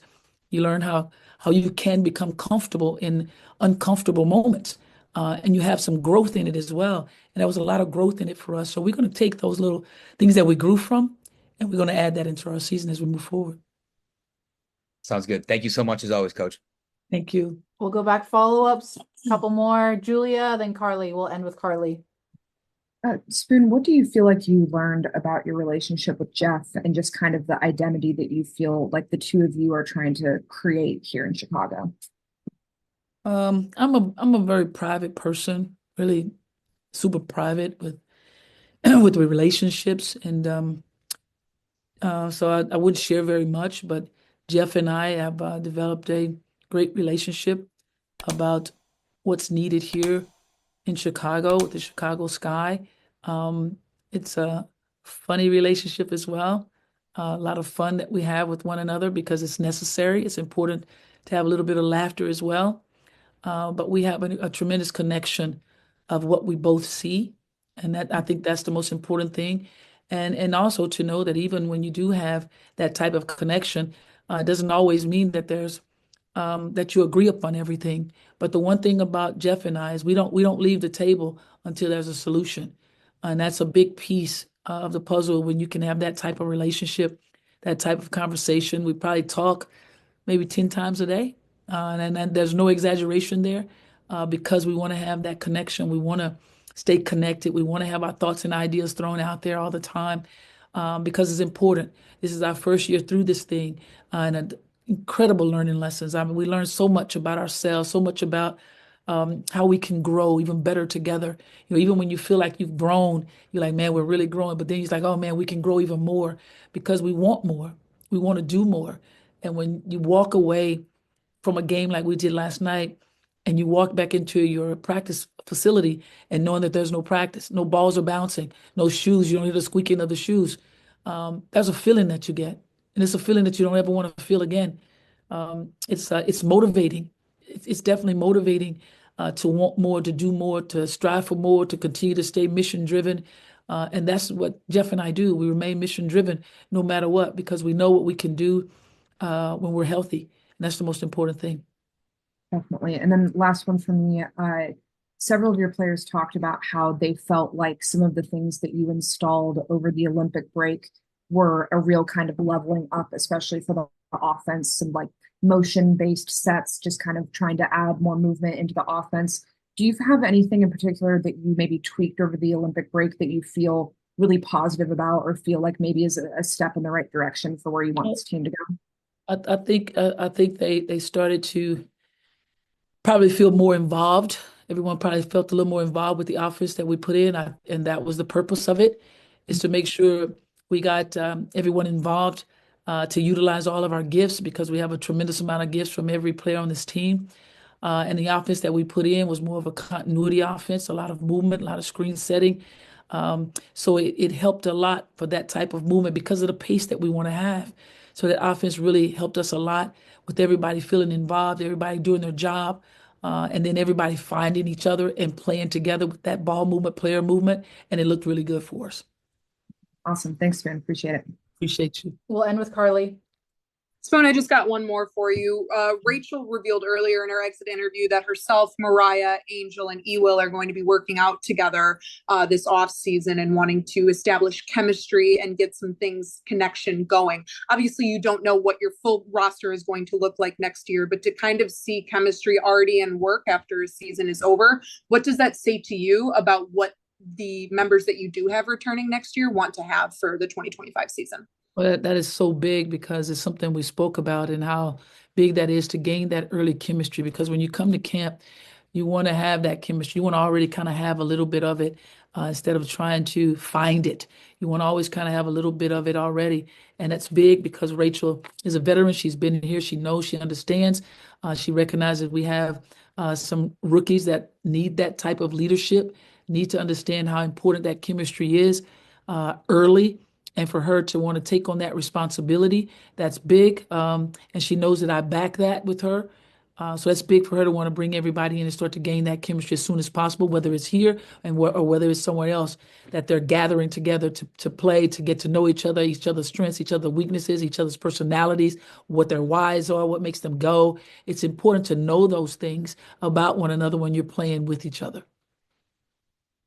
To just kind of follow up on that, obviously we see that a lot in the NBA just because there's no overseas or anything like that there. With how the league is changing and transforming, is this off-season workout that we're seeing right now, is this something that you see as going to become more consistent and more normal in the WNBA in the next 5-10 years? Could possibly be. You want to take advantage of time.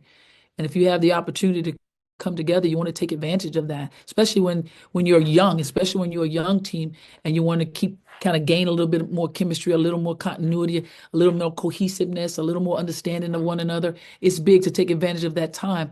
And possibly that could be something that now will be, you'll see a lot more of it, which is big. It'll be huge. Thank you again for your time this season. Thank you. Thank you, guys. Thank you. Thank you.